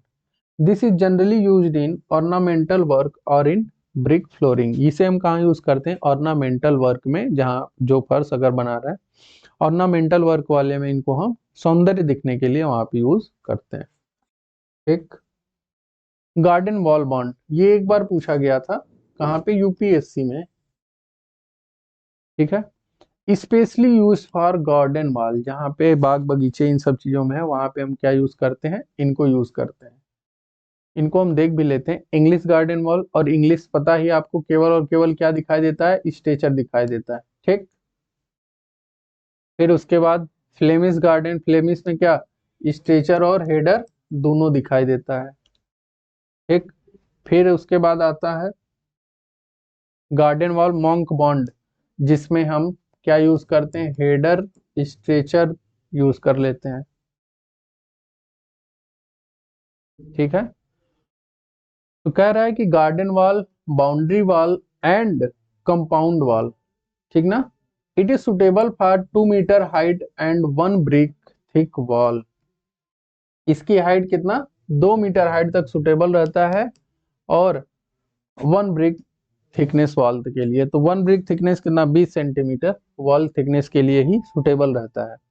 This bond is not strong as English bond, but it is more elegant and attractive. देखने में अच्छा लगता है, इसलिए हम इसको यूज करते हैं गार्डन में ही। ठीक ना, type of garden wall bound, English garden wall bound, Flemish garden wall bound, या स्कॉच बाउंड भी बोलते हैं, monk garden wall bound. Okay,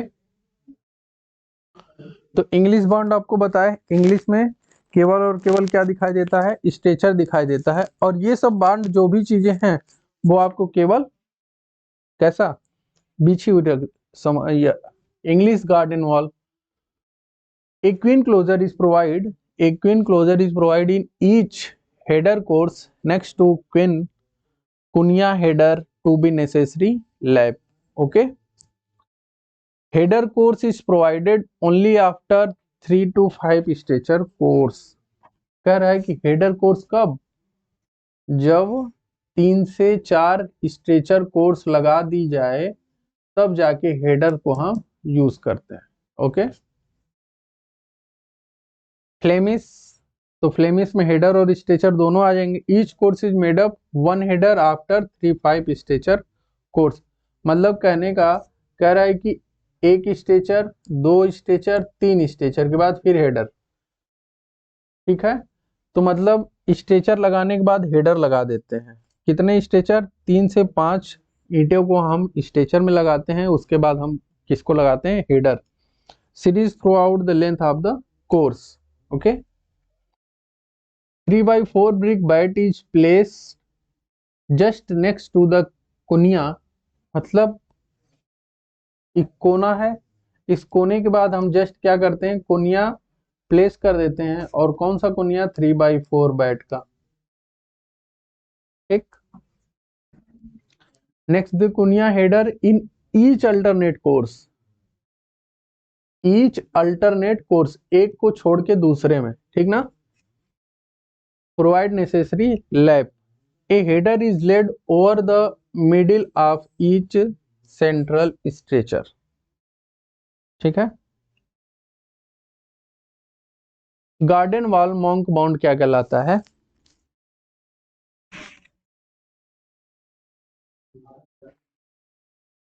garden wall monk bound क्या कहलाता है? Each course is made with 1 header 2 regular stretcher, 2 stretcher के बाद 1 header use हम करते हैं, तो उसे हम क्या कहेंगे? Garden wall monk bound. और उसमें क्या करते थे, इससे पहले वाले में फ्लेमिश गार्डन में 3 से 5 स्ट्रेचर यूज करते थे, उसके बाद हम क्या यूज कर लेते थे? हेडर यूज कर लेते थे, ठीक है। A queen header is followed by 3/4 brick bat, ठीक है। क्वीन क्लोजर, क्वीन हेडर कहाँ पे?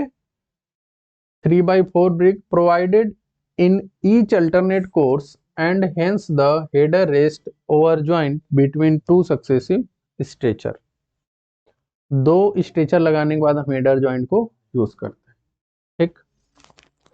चलिए, ये तो था हमारा मेसनरी का पूरा पार्ट। हमने चिनाई को जाना, स्टोन चिनाई, और उसके बाद ब्रिक की चिनाई। चिनाई का मतलब आपको बता दिए थे, जो हमारा क्या दीवार हम बनाते हैं उसे, मेसनरी को हम क्या कहते हैं? चिनाई। तो हम अच्छे से ब्रिक चिनाई को जाने, और इनमें से हमारा जो जरूरी रहता है वो आपका रबल, ठीक है, इनको ध्यान में देखिएगा। उसके बाद ये जो अभी हमने आपको बॉन्ड पढ़ाया, ठीक है, तो ये 2 से 4 चीजें ये आपको बहुत इंपॉर्टेंट है, बहुत अच्छे से समझ लेना चाहिए। एक आध 2 बार आप देख लीजिएगा रिपीट करके, ठीक। और प्रॉपर आप नोट्स बनाइएगा, नोट्स बनाने के आप क्वेश्चन लगाएं, ठीक है। और समय समय पे पढ़ते रहें, आराम से चीजें आपको पूरा का पूरा ऐसे ही धीरे धीरे खत्म हो जाएंगी, आपको पता भी नहीं चलेगा हमने कितना अच्छी जानकारी प्राप्त कर ली, ठीक है। तो उम्मीद करते हैं सब चीजें समझ में आई होंगी, अच्छे समझ में आया होगा, ठीक है। तो अब हमारा काम हो गया है, मेसनरी पार्ट यहाँ खत्म हो गए। अब इसके बाद अगर स्टार्ट होगा तो लिंटल क्या होता है, आर्च क्या होता है, धीरे धीरे हम आगे बढ़ते रहेंगे, ठीक है। तो उम्मीद करते हैं अच्छे से शांतिपूर्वक समझ के पढ़ेंगे और आगे क्वेश्चन लगाएंगे, समझेंगे। क्योंकि बार बार आपसे कहा जा रहा है वैकेंसियां आने वाली हैं, वैकेंसियां लगने वाली हैं, और जब अच्छे से आप खत्म कर लेंगे सिलेबस को, तो आपको पेपर देने में और पेपर करने में मज़ा भी आएगा और मन भी लगेगा, ठीक। तो आज तक के लिए यहीं पे समाप्त करते हैं, कल से फिर हम स्टार्ट करेंगे अगला, लिंटल क्या होता है या आर्च क्या होता है। ओके, जय हिंद, जय भारत।